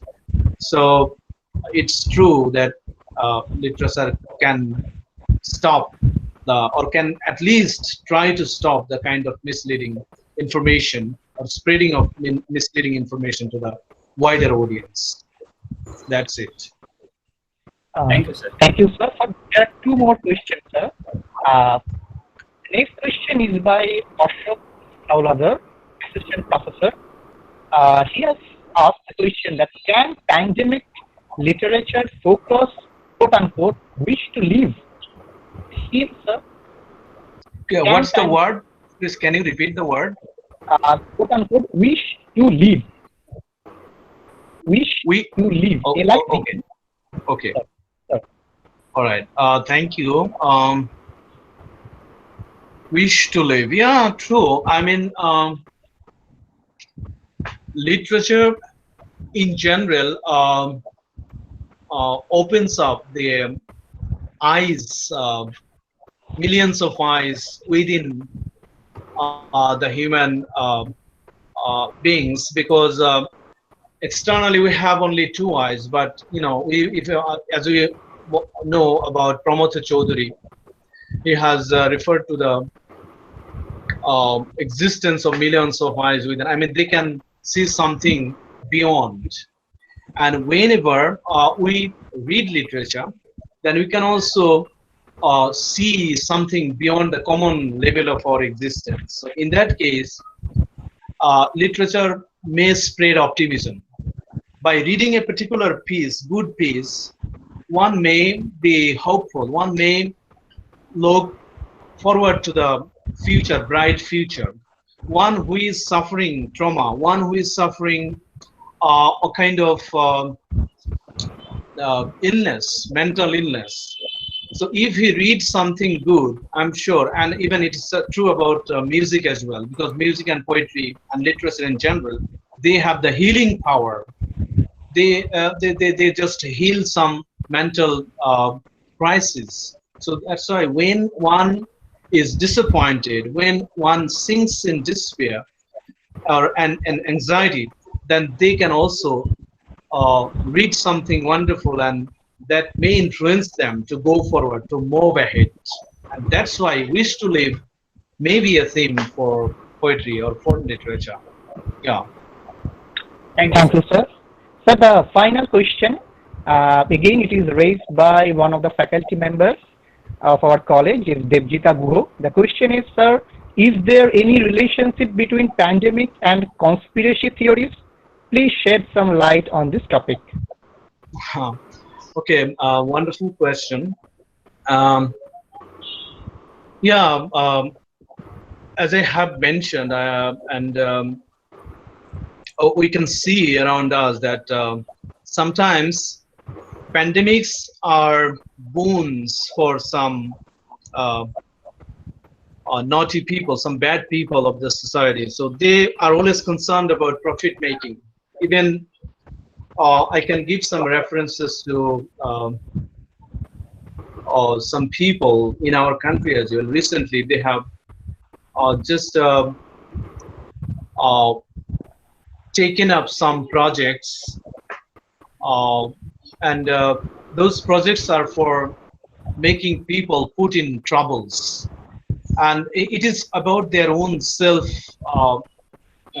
profits, and they want to make business with these kinds of pandemics. And it happened in even other times as well, and they try to conspire, and they try to take conspiracy as a means to only profit making. And that's why conspiracy theory, you can also find, though it has not developed yet, I have already mentioned in a paper that someday maybe we'll see that pandemic studies has become a great stream, and pandemic literature has already existed, but pandemic studies may be a different lens of looking at literature as a whole.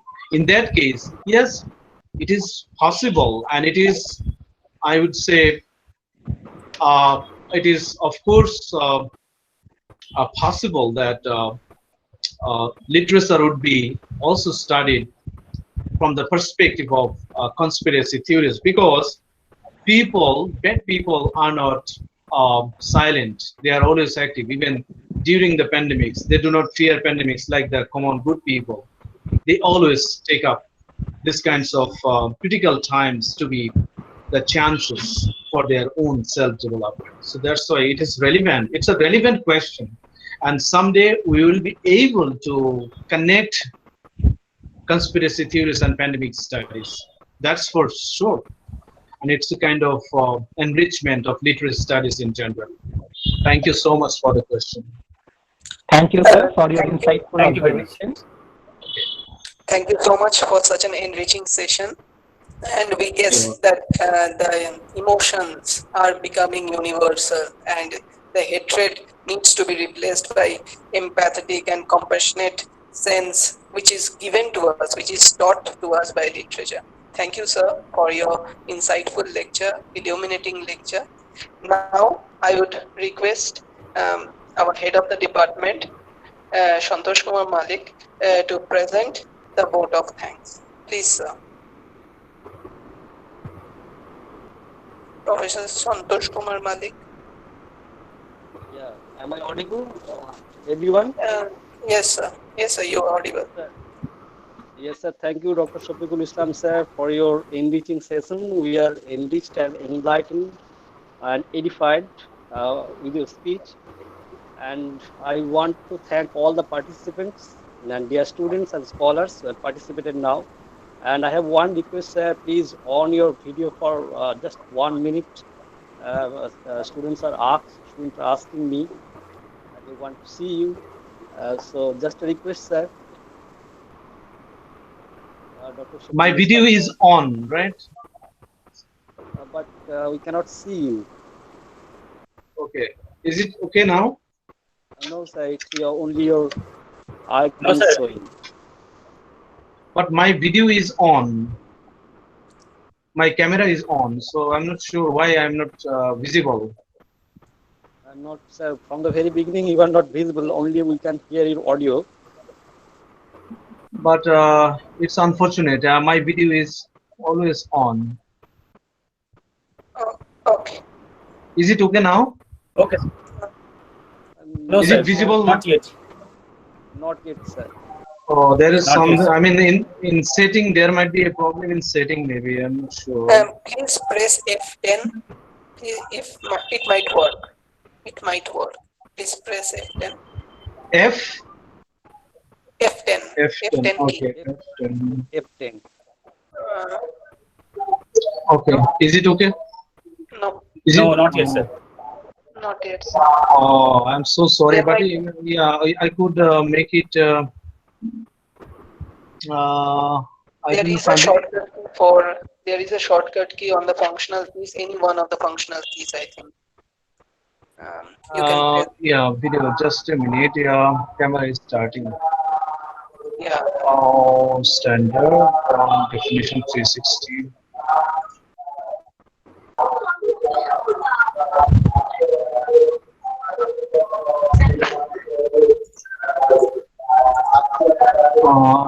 Am I visible now? No. No, sir. Sir. Not yet, sir. It's so unfortunate that I'm not sure what happens because my video is on. I mean, It is not showing here. That's the problem. I'm looking at the screen. I have not seen it. no. It's okay, sir. Okay, sir. Huh? Okay. It's okay, sir. Let's move on. Let's end it here, and if possible, can you can fix it. Okay. All right. Just I'm trying to show it. I mean, is there anything like a window, your entire screen, or something like this in present now? Nothing. Only your No, sir. photo Everything is is on. Okay. You can present your photo. You can present your image. I present now. Is it okay now? No. No, sir. Not yet, sir.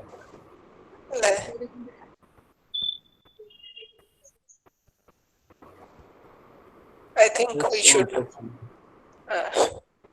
try to conclude the session with the vote of thanks. Okay, all right. So next time maybe I can be Yeah, sure, physically present definitely. someday. Yeah. Okay, sir. Next time you have to be present at our department, In person, and we will in invite person you. to our college. Yeah. Thank you so much. Thank you. I'm humbled, and it was really a great pleasure. meeting all of you. There are so many wonderful people, particularly your colleagues. I'm grateful to you for invitation and look forward to meeting you in person someday. Thank you so much. Thank you. Sir, it's my great honor to have this opportunity to propose a vote of thanks on this occasion of this one-day international webinar on pandemic and literature. I, on behalf of the Department of English, Vivekananda Mahavidyalaya Bardwan, extend my hearty gratitude to the honorable speakers who have graced the occasion with their august presence, squeezing out time from their busy schedule. I would also like to extend my humble gratitude to our principal, sir, Dr. Shiva Prasad Rudra, for inspiring and providing encouragement to us for organizing this webinar. And both the speakers amply provided us with their immensely edifying presentation. The way both the speakers addressed the topic is exemplary. Professor Abhishek Sarkar, first of all, I would like to mention his name. Professor Sarkar had actually researched and documented and statistically have given a statistical representation of the reference of plague in Shakespearean dramas, sonnets, and contemporary European world. And our next speaker, Dr. Shafiqul Islam, had presented, contextualized, not presented in the sense, contextualized the classical text like Boccaccio's Decameron and Camus' The Plague, and the contemporary writers all around the world, and of Bangladesh and England also, contextualizes the present scenario of COVID-19, the situation where we are in, and the mental trauma that we are facing each and every day in this COVID situation. And we are hoping for the best, and literature can always provide us the soothing spirit, as we can appreciate it each and every time. And I would like to take the opportunity to thank to the entire department of my college, entire English department of our college, especially the technical team, Dr. Shantanu Saha, Bishwajit Mojumdar, and Devjita Guho, Shubham Hajra, and especially Dr. Enakshi Banerjee for being with us and for making this wonderful sessions with these two eminent speakers. I would like to take the opportunity to thank the IQAC of our college for the support and their necessary inputs. Last but not the least, I would like to thank all the participants, various faculty members, students, scholars, without whose presence, without whose active participation, not presence, but active participations, this webinar would never have been a success. So thank you all for making this event successful with your participation and support. And thank you again from the Department of English and from Dr. Shafiqul Islam sir from India with love. Oh, thank you so much. Thank you. Thank you, everyone. Thank you very much, sir. After everything, all this is over, or after COVID-19 is over, hopefully we will meet in person. Everyone, we will meet in person. Thank you. We will end it Thank here. you, sir. Thanks a lot, everybody from the technical team. Yes, Shantanu sir, you can. Thank you, Shantanu. You can carry on. Thank you, sir. Thank you, everybody. For the technical Wonderful. support. And it's a wonderful session, and hope to give you the right platform to impart these kinds of knowledge. Thank you. This is the right time. I think particularly that in future this kind of online platform will only survive. And thank you specifically to Google Meet also. Google Meet also, yes. Google Meet also.